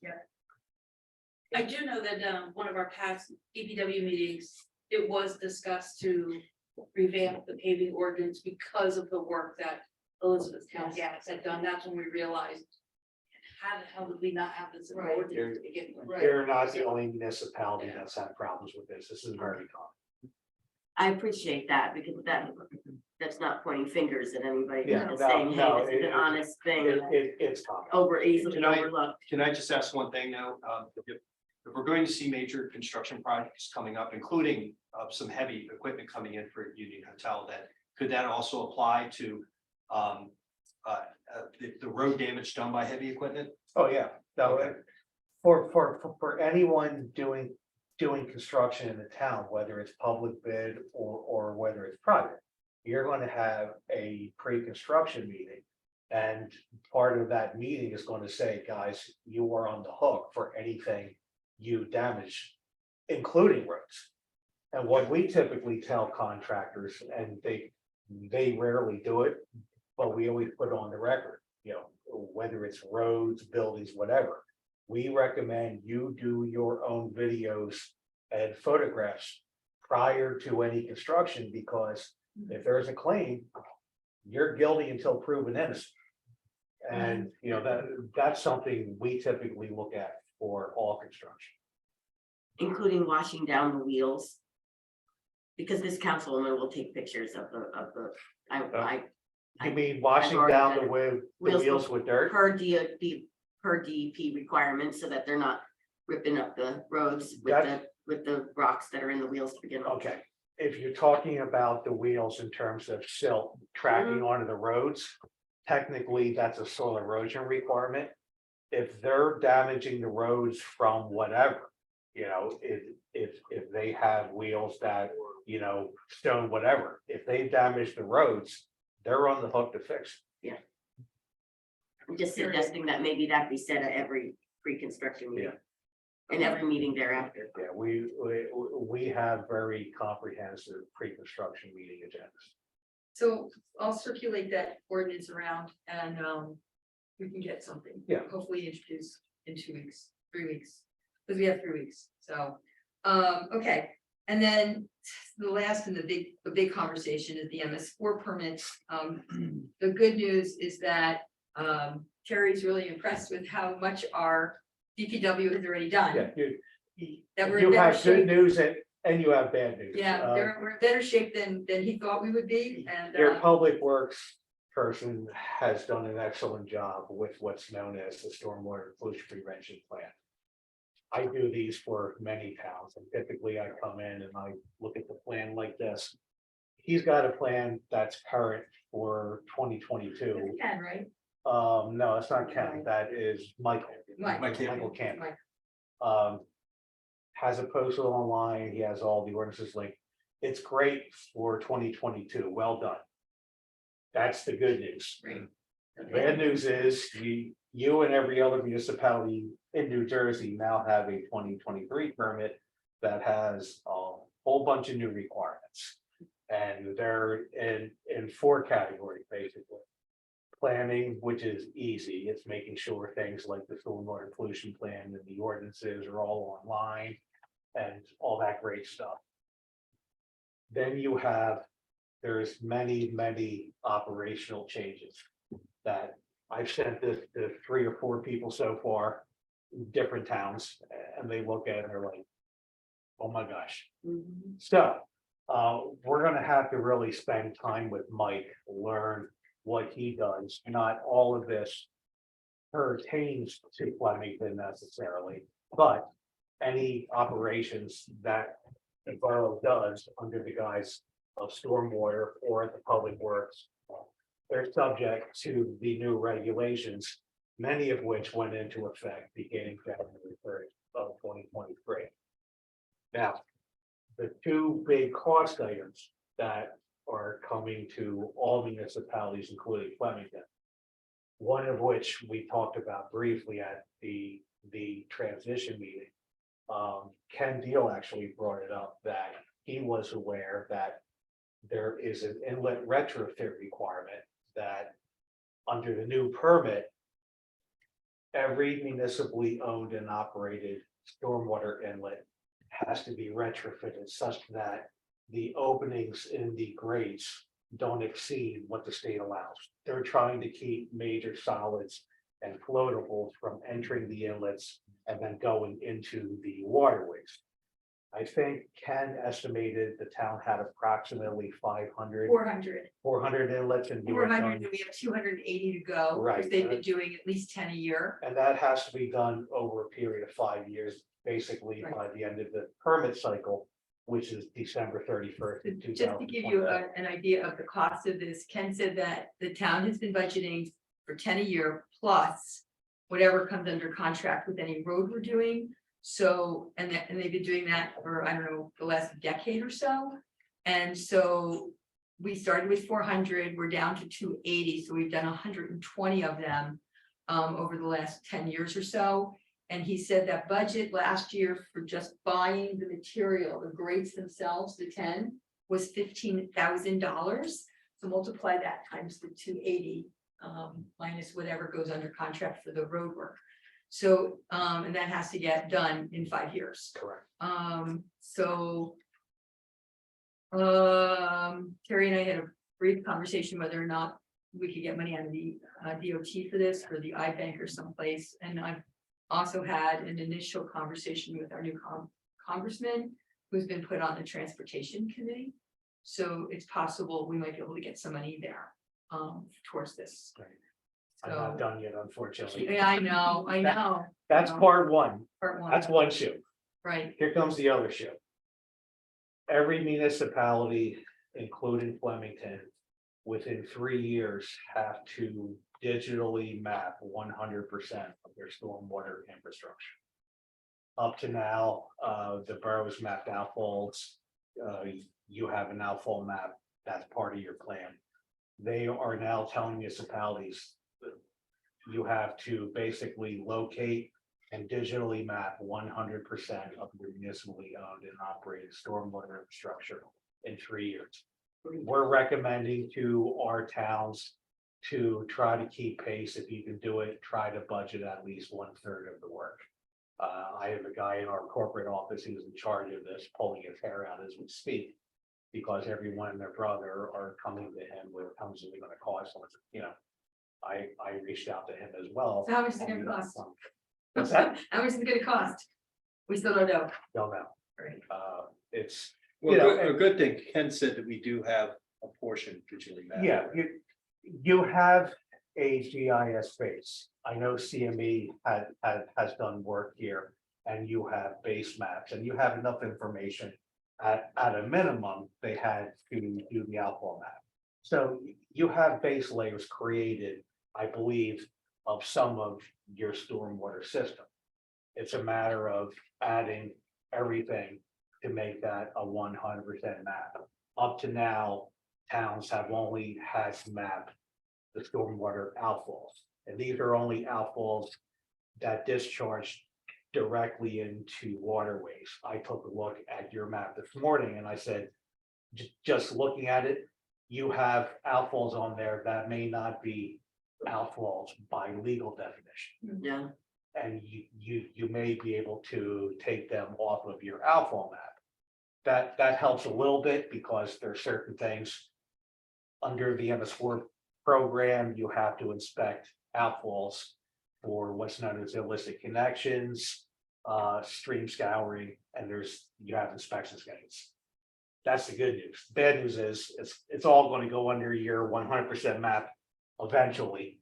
And from 2026 on, you're going to be charged with inspecting and maintaining your entire system.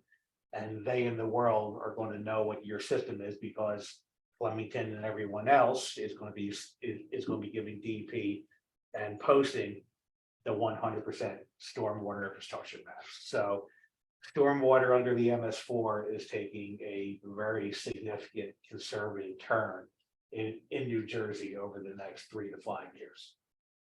There's other things in the permit we haven't even gotten to.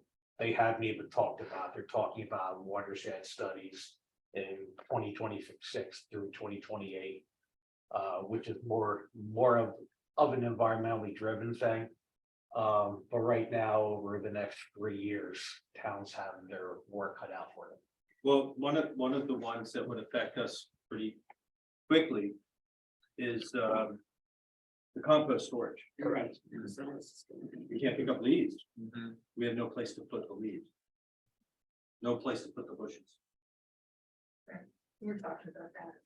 So I'm gonna turn to the council and ask if you guys have any questions, and please know, this stuff is so complicated, there is no stupid questions.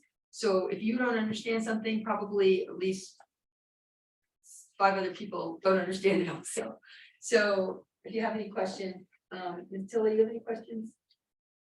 I can circle back too. If you don't have any, you're just looking at this stuff now, and the language is, this is very complicated stuff. Yeah, in going through like some of these things, like I know that we do the street sweeping and things like that, so.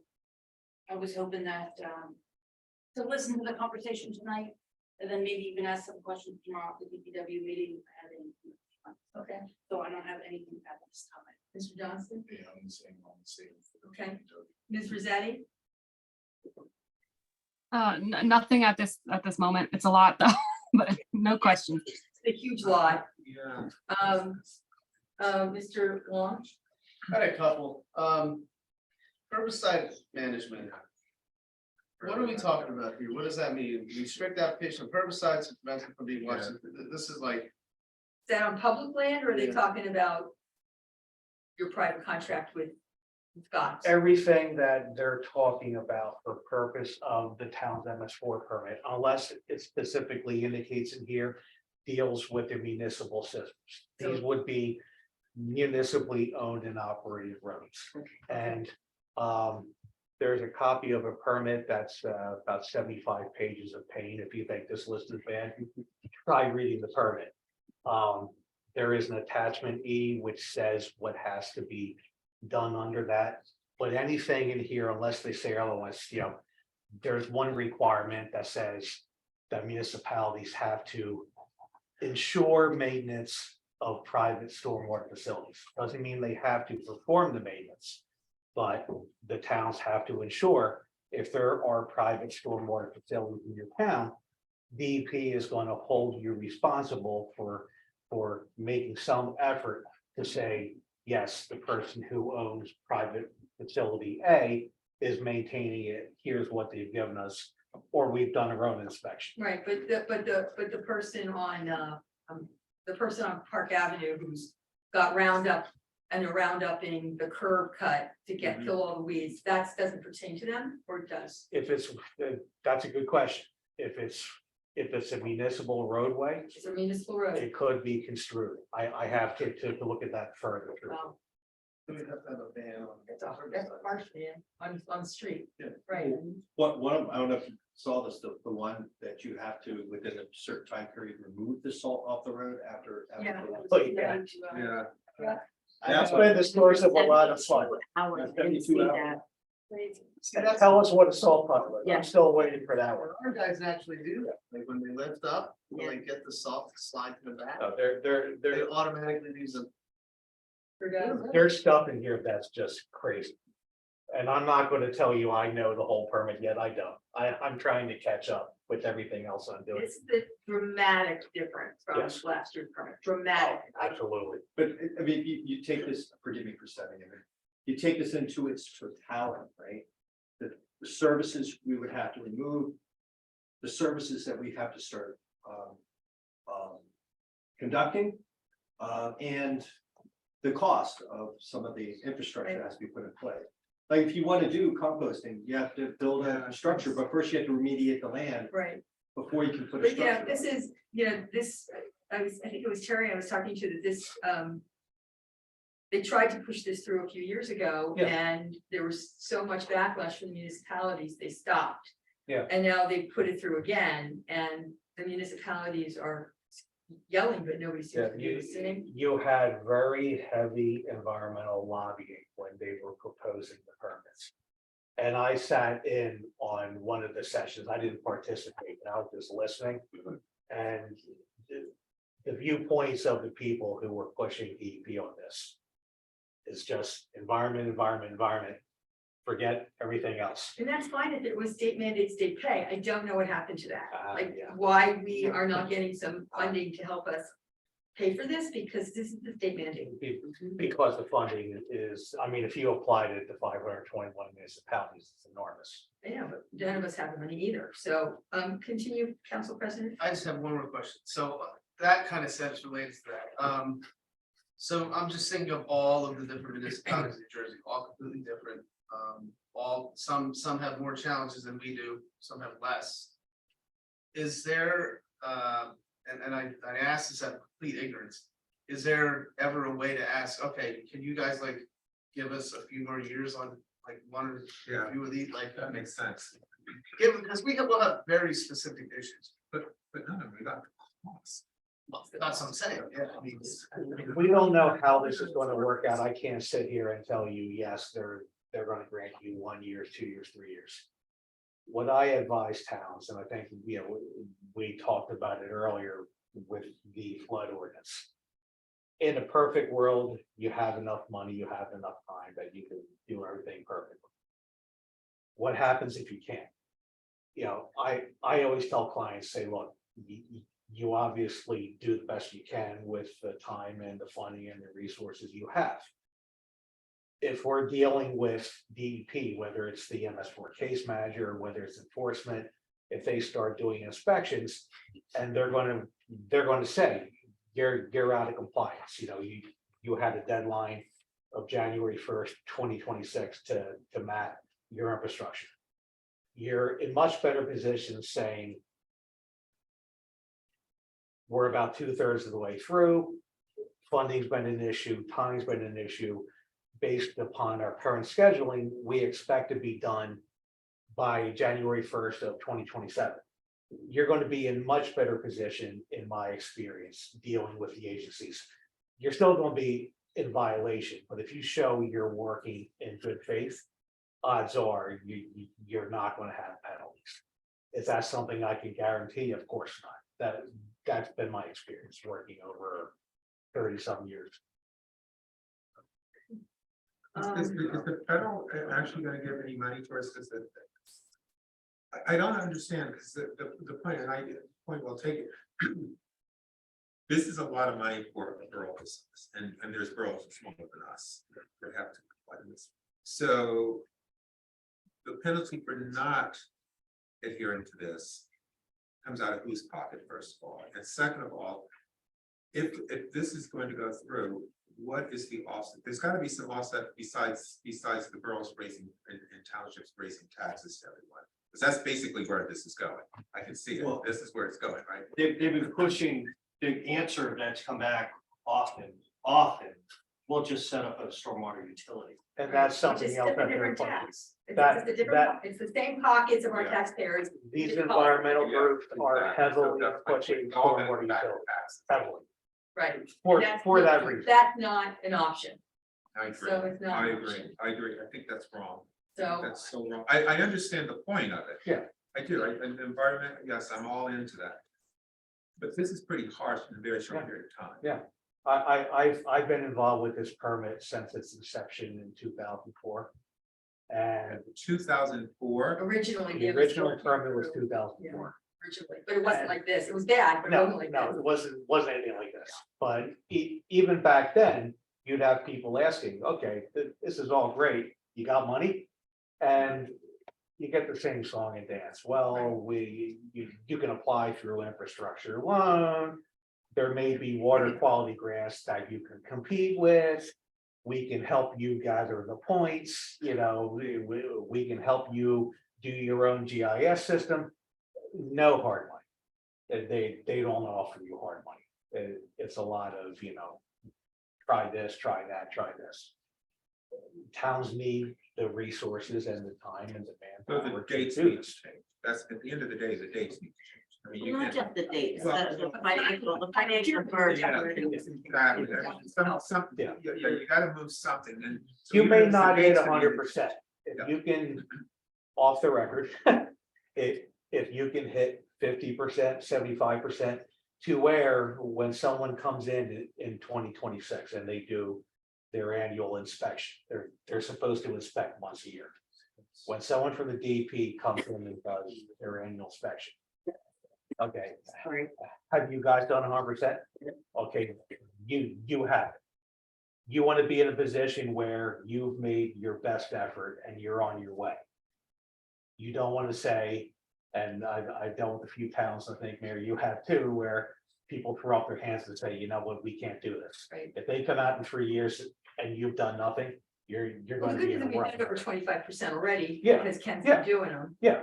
So that's the good news. Talking about the inlets, correct, Right, correct. but yeah, we just have to figure it out. So, well, speaking of that, if there's 20%'s been done, then what's the reality of getting to, I mean, obviously, we're not gonna get to 100, but what's the reality of getting to 25% more by in the next 3 years? Is that a reality with funding and So is if, that a reality? Or is if, that not? there's 280 left, so we're talking, $420,000. we're talking, yeah, If you do them all. yeah. That's the material cost. The material cost is right, so we'd have to come up with money. I mean, it's about money and Right. our guys can do the work. They Do you can, know, this I understand, I is get that, within or outside the cap? well, if it's a capital improvement, it's outside the cap. If we do it through capital. If we purchase it through capital, but, you know, if we're doing 10, it's not necessarily, I mean, it could always be capitalized, so it would be outside the cap. Okay. But we still have to come up with 5% down for anything we do. And we also are at a very high debt capacity right now, whereas, so, This says taxes. no, we're gonna work this out. And the, you know, some of the good news is like, we do have some friends, I mean, the League of Municipalities is a friend. The new incoming president of the Council of Mayors is the mayor of Bethlehem Township here in Hardin County. So, who works in Clinton Town. So, I believe he's gonna be the president. So we have some lobbying options, I think, to try to get a flatter pyramid. We're gonna have to do this, but if Yeah, we no, get more time, I agree. I think time is gonna be of the essence. We've started discussing with other municipalities about like the composting and doing shared Right, service for it. right, Mhm. But then we're at the very beginning stage. We have to find a municipality actually has. some land near a waterway. West Amwell Township may be our savior, we have to talk to them. I'm saying that in public, don't print that. If Okay, we're done so, with the MS4, Mayor, Mustafa's here to well, talk. hang on one second, no, I haven't finished the. Oh, I'm sorry. Councilman Parker, do you have any questions? No, I'm sorry. I didn't mean. I apologize. My mind is just. I know. I'm sorry, I do have a couple of questions, if you Yeah. don't mind. When, I know this started years ago, I'm pretty familiar with it. When was the final version passed? Like that, when we all said, oh, crap, we have to do all this. When did that happen? Like late last The year? permit itself was issued in November. Yeah, it was late last year. And they sent copies to the towns the first or second week in December. And there's a lot that makes me laugh about the state. But one of the things that made me laugh was towns were getting their actual permit December 9th, December 15th, just in time for the bureaucrats to go on vacation until mid-January. Yeah. And it's like, you have 2/3 of the requirements begin January 1st. Right, there are many things in Trenton not stupid. Yeah, it's Those just, towns. you know, mind boggling. So I guess, I think what, I think I'd like to see us do, and not Nate, obviously, but as far as kind of action items go on our part, is I think that the idea of showing good faith, you know, show our good intentions, Yeah. good faith. I almost feel like our engineers should be the good cops when it comes to interacting with DEP. They have to work with them every day. And honestly, we can be the bad cops in that. This is what I was talking about last week when we were doing the resolution about the Christmas tree. And I said, look, you know, we're talking about that is nothing compared to what we need to be talking about, and that we need to band together, not only as a council, but I know that Mike has been talking regularly with both Raritan Township, his peers and Raritan Township. I know he's been talking to people at his peers on the county level. And I think we need to kind of organize ourselves as a council and organize ourselves as county-wide municipalities, and I'd be happy to help in any, participate in that in any way, but I think it definitely relates more to the DPW liaisons, not necessarily myself. But I think that specifically the overzealous regulations related to like the having to put on the enclosed facilities and for the mulching, and we don't have anywhere to put our mulch. I mean, we need to be able to collect it and process it, and that's just one of obviously many of these issues. So I'd like to see us to allow our engineers to start advising us as far as like the low hanging fruit goes, so that on like 25% becomes 30 and 40 pretty quickly. In other words, like you said, what we need to do is really survey the outfalls that aren't applicable, and that will actually help our numbers. So those things are not necessarily costly. There's a lot of things that are in this bill. I know when I went to the League of Municipalities in November, people were screaming at the top of their lungs about this. There's like, I just The think that, problem is it was too late. yeah, well, of course, But it wasn't, but it's not too late for us to use our voices, and I think that's what, I think that having you move forward, I mean, full steam ahead, I get it, but we need to answer to our constituents, because there is, as much as, I respect the mayor for wanting to hold the line, this could be potentially a huge tax burden. And so I think that we need to use our voices, and the mayor, suggested this, that she's already spoken to our new representative, and that's all well and good, but I think I'd really like to see us be an organized, one voice group, both from, speaking for our municipality, and then organizing ourselves with all the municipalities countywide, as well as our county, because they have DEP stuff they got to deal with too. And try to aggressively lobby all of our representatives down at the state to have them address these overzealous regulations, because some of these regulations, if we yell loud enough, because what, 619 municipalities in the state? 500. I'm thinking school districts, I'm sorry. Thank you. Over 500 municipalities in the state. 565. 564. Five, That's right, Princeton. 564, okay. I'm gonna remember the number because with all the years of schools, I always have 619 in my head, so 564. With 564 municipalities having to deal with this, we really need to use our lobbying power. So I want to make sure the engineers have the go ahead to do what they can do. I'd like them to start with the low hanging fruit that doesn't cost us as much money, obviously.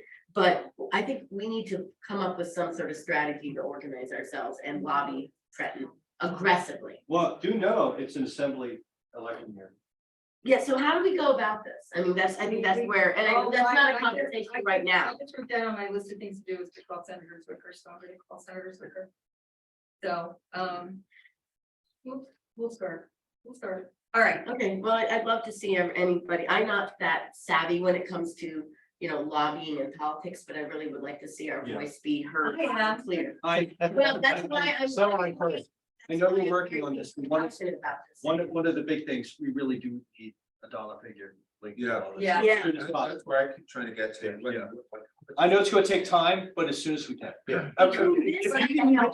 Terry, it's more than. It's a dollar figure for each one of these items stretched out to their requirement end date. Yeah, so I mean, look, I will be able to give you dollar figures on things like. What's it going to take? 280, whatever. What's it going to take me to update the stormwater pollution plan Right. by July 1st? Right, What's it going to take? We can give you budgetary estimates as to what we think it's going to be to survey and map 1/3 of your system. right. There are things in here that are operational requirements that I really can't tell you. That's really. Right, gonna and we be know, more Mike. we know that each grade is $1,500. So Yeah, we already know that, we can plug that in Yeah. that if we can't afford to do this many this year, we can't do 25% of what's left this year. And we can do 10% of what's left this year, and then we pile it on for years when we, hopefully we'll have better budget years, more stable budget years. There's a whole part of this permit and the changes that are operational changes. Right, And that's something that your DPW, Mike and Mike are gonna have to really digest and say, okay, under roads, this is what we do. This is what we're gonna be doing in 3 years, how to change. You know, street sweeping may be one of the few positives. Street sweeping may be getting less, believe it or not, but that's one of the few. But in terms of operational impacts to what the borough's costs are gonna be, I can't tell you. okay, I want to say one more thing. It's not just this, it's the healthcare as well. These two things together are screwing every municipality in this state. And I just, Pensions, we need, the we Pensions really went need to up act also. on this very the quickly. ACO. All of We it. need to organize ourselves I very don't think quickly. that any municipality is not saying the same thing they're saying. Oh, no, my discussion so far. This Saturday, I'm telling you, everybody's screaming. Right. this was a big. Everybody's screaming. that- So I guess, and- I just don't want to just scream, I want to act on it. And I guess that's where I'm asking everybody to kind of pull in and think, who am I on this? Municipalities is really jumping into it. They are. They are, My they are. understanding from what I heard on Saturdays, that they're rolling up their shirt sleeves and really jumping. Well, But do you know- but at the league meeting, no, hold on a minute, at the league meeting, the league representatives made it very clear. They can't be the only ones doing the work. They need us to Right. roll up our sleeves and walk with them. Okay, so there are two, I think there are two parallel paths here, okay, and I think that maybe forming a committee might be helpful with various people. One is operationalizing what they're asking us to do, and the second is trying to lower the standards and extend the time so that it's more reasonable to get the first path done. There's a lot to get done, and a lot of this we might not be able to do by ourselves. Right. So we need to explore all options about how to get some of this work done, how to afford it. Working in a shared service environment with either the county or other municipalities and getting some of this done. Councilman But I Williams? do think that at the end of the day, I mean, I always start with dollars, because you need to know what you're talking about in terms of how much it's gonna cost before you can even begin the fight, right? So now I know, now I have loaded with this information, now I know where I need to fight and what I need to fight for. Because maybe not all of these things need to be fought for, right? Maybe some of these things we're gonna accomplish anyway, but there's other things that we need to fight for, so that separates the nonsense, right? That says, here's where we really need to go full. Which is why I asked you Yeah, I'm about trying to low hanging fruit. Like as an example, in putting in this many, forgive me, what are they called, the drains? Inlets. Yeah, inlets. Are we gonna have to hire another DPW worker or two? And that's where you really have to see what the operational changes are. I can't answer that question. Oh, no, I saying. don't know yeah. what you do now, much less what you're going to have to do. And we're not the only ones who are gonna be searching for that labor issue too. And labor shortage is already it's pretty harsh All right, in Hunter County, so. all right. Well, on this happy note, let's Let's talk move it about. down and talk about floodplain. Right, let's talk about floodplain You, management. It you doesn't have a to- presentation, Mustafa, go for it. Can you pull it up? You did a very nice brief PowerPoint. Yeah, Kind of just showed give you me all. our understanding from the. But Yeah. Okay, good. So, next slide, please. All right, Can we work with that? I'm having, Go here, can't. go on this one. That's not actually a picture of Flemington. It's not? There we go. No, I'm asking. it could be. I understand that. I want to make sure. Yeah, I mean, It's Hampton Corner Road. Thank you. So it's not It even is our, that. it's not even our water, that's good. Well, no, that comes from the. It is our water, Yeah, what's the one over here, Walnut Road? the well, that's, but we okay, can talk there. So that's our So water. they are- We send it to them. Right, okay. Okay, next one, if we go. Next slide. So we look at FEMA flood insurance study of 1960, which was updated in 2009. So it talks about three things that is happening in Borough of Flemington. So The first point is there is inadequate surface and subsurface drainage system. And the next point it talks about is after a few hours of rainfall. Yeah, sure. So it will basically, the flood will happen and the property and the basement will get flooded. The caving will happen and it will damage the warehouse and goods. And the following point is that it talks about the flood will back up behind the Route 12 and it will bring more problems in terms of flood issues. So that's what it was part of. So we look at FEMA mapped, that's back to your question. So we have basically Bushkill Brook on the northeastern side of this is the boundary of the Flemington Borough. So it is on the northeast. Those red, blue one, those are the regulatory flood area. I mean, the stream area, which was studied by FEMA. So basically they have elevation from this point going forward. And this arrow shows the direction of flow in this direction. And there is Walnut Brook on the, I believe, southwest, which go into this direction. So these two are basically the mapped streams by FEMA. And the top one goes to Raritan River and down one goes to Neshannock, I believe. So we delineated the drainage area, basically 1.43 square miles drain to northeastern side. So this tells us that the flooding is not just from the borough itself, it's coming from the out of the borough. So we're working in Somerset County. Recently we have a meeting and they are talking about having some kind of regional collaboration between different township and borough. So probably here we need to talk with other township or borough to solve the problems. So this is basically the drainage area that goes to the northeast side of the borough. The next slide shows the delineated drainage area, which goes to that's basically 0.25 square miles. It goes to the southwest side of the borough. And the next one, okay, so when it comes to the borough, I found based off the maps available information, there are two drainage area basically. The top one, which flow onto the northeast, north and east, and there is one drainage area that basically drain to the south side and southeast. So basically there is a ridge line. When I was driving from the roundabout to Mine Street, so I realized that the slope going this way. So it's basically it's the pattern of the drainage surface flood in the borough itself.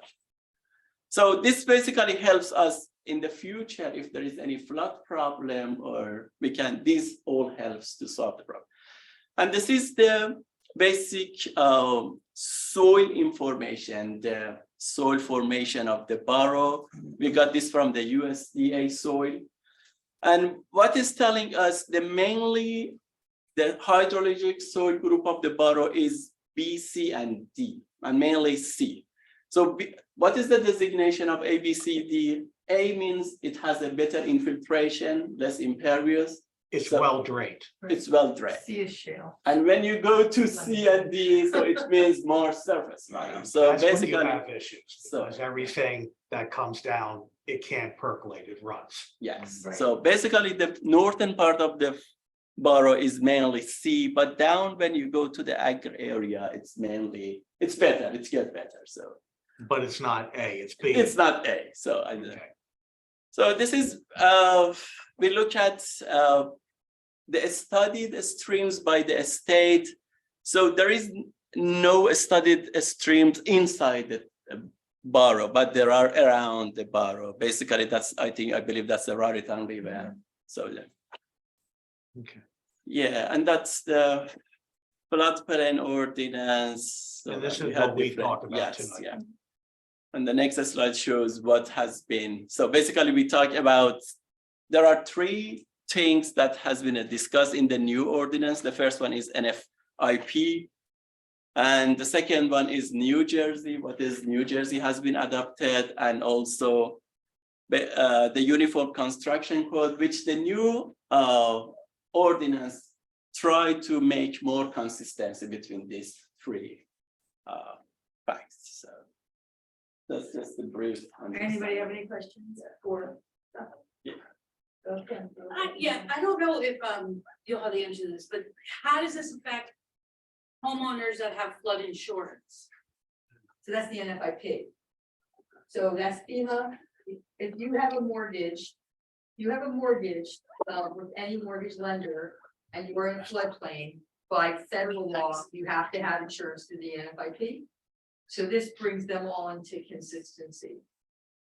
And I can explain it. So the more you are in the floodplain, you need to pay more. Yeah. Or you need to be elevated your building. So we have pre-firm and post-firm. So pre-firm is before 1968, which before FEMA started to basically map the street.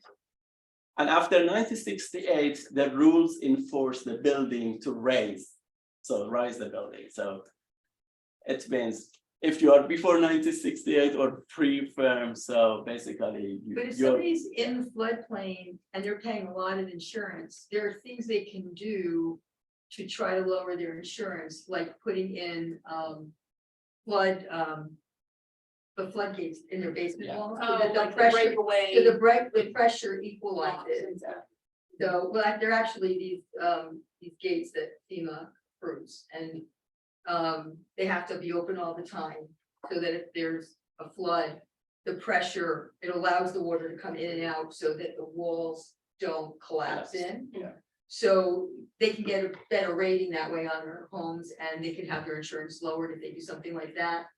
If they're in the floodplain and they want to put on a new deck or something like that, if they have an outside air conditioning unit and they can elevate it at the same time, and get their their electrical and all that stuff elevated off, beyond, 4 or 5 feet from the ground. They can also reduce their, there's a whole system that they can do.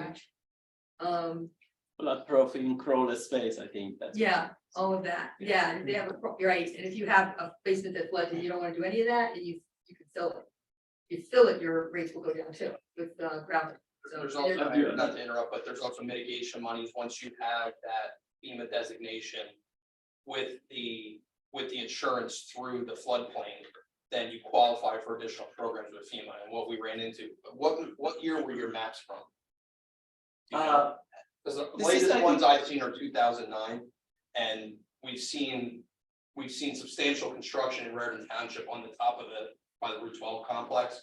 And we saw a lot more water flow during Ida, where we saw water pushed onto Vanell and Allen Academy, where those areas weren't designated in the floodplain. So those residents did not have flood insurance, which made them ineligible for additional FEMA funding because it's not listed on those floodplain maps. And so I was just looking at the earliest copies I have, which are 2009. So I don't know if yours are It's newer. but- 2012. Okay, 2012, so, but with that designation, with that insurance, we as emergency management within the borough can then assist our residents more with those FEMA designations for buyouts, the basement filling programs, seeking grants for for those breakaway walls and things of that nature. So there is a new FEMA map that was done for 2017 or 18 for this region, and we are in the New York City region, and New York City has been suing over those maps now since Sandy, because it's going to make the insurance rates so cost prohibitive that New York City can't afford to let them become law. So it's been an issue for New Jersey. So.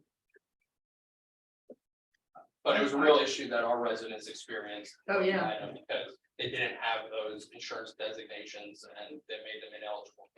Except after trying to think of which flood, it wasn't Ida. Before Ida and after Sandy, most insurance companies opened up. The federal government allowed and FEMA allowed insurance companies to offer flood insurance to any resident even if you're not in floodplain. Yeah. So I got the letter and I said, no, I never flood, and then I flooded for Ida, so. And the um, education of our residents is key too, and having accurate mapping so they understand what that's. Right. That's something we don't control right now. Mike, you had a question? Yeah, I'm just curious. So I'm in the process of taking, Rutgers has this Green Infrastructure Champions Program, certification program, which I'm involved. And none of what they're talking about is made it into any of the stormwater management issues, using pervious paving, Well, using. that's a separate issue. The green infrastructure is driven towards water quality. And that's really in stormwater design.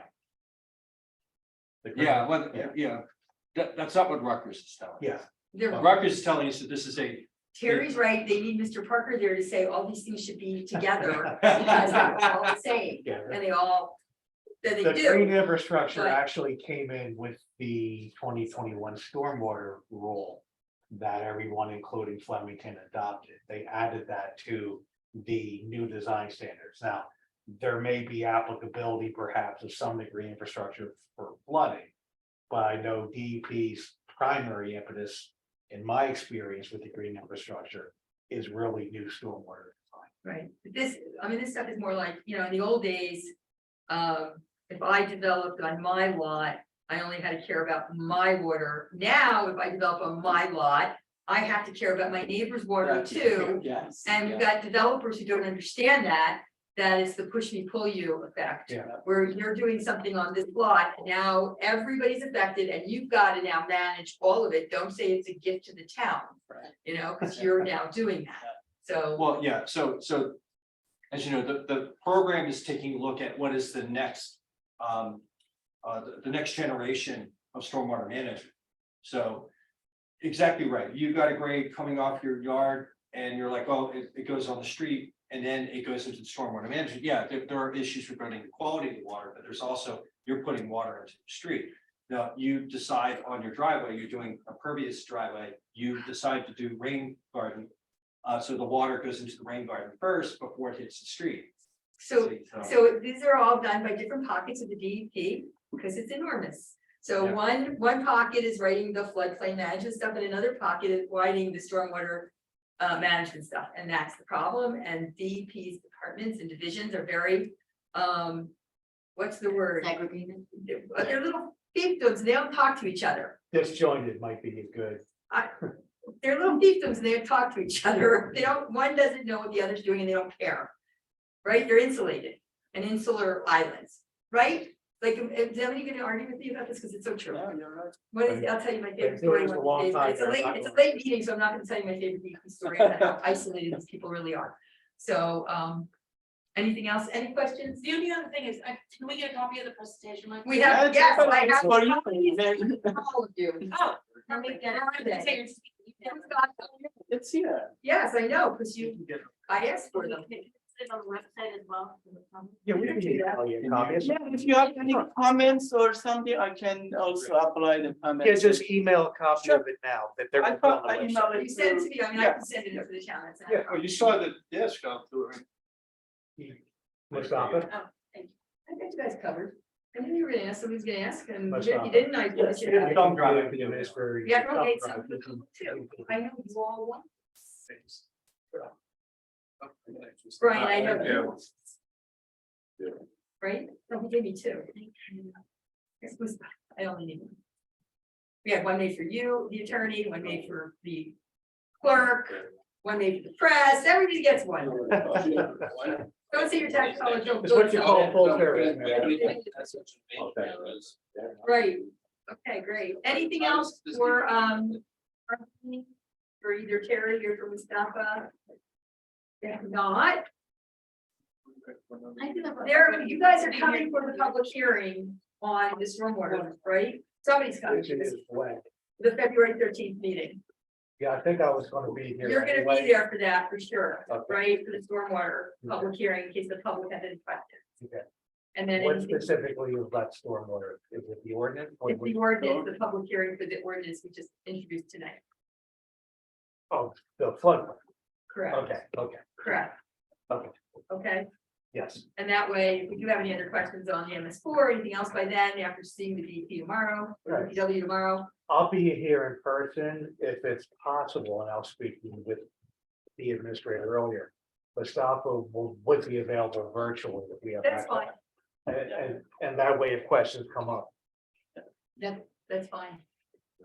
For February 13th. That's the meeting on the 13th. Okay, thank you so All much. right, thank you very much, everybody. Thank you. Thank you. Okay, thanks. Have a good You as well. Drive carefully. We're now going into the second public comments period. Does anybody have any questions or anybody online? Is there anybody online to raise their hands and ask any? Or make any comments? I should say, make any comments. Just let the people know online that you can raise your hand at the hand raising button on the bottom of the screen. No questions? No, ma'am. Okay, thank you.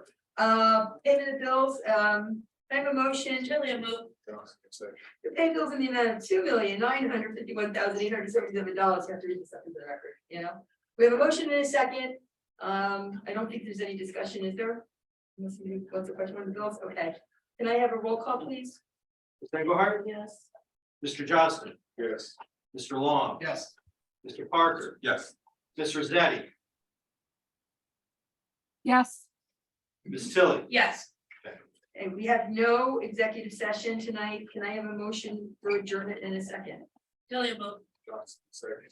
All right. All in favor of adjournment? Aye. Aye. Thank you, everybody. Thank you. See that?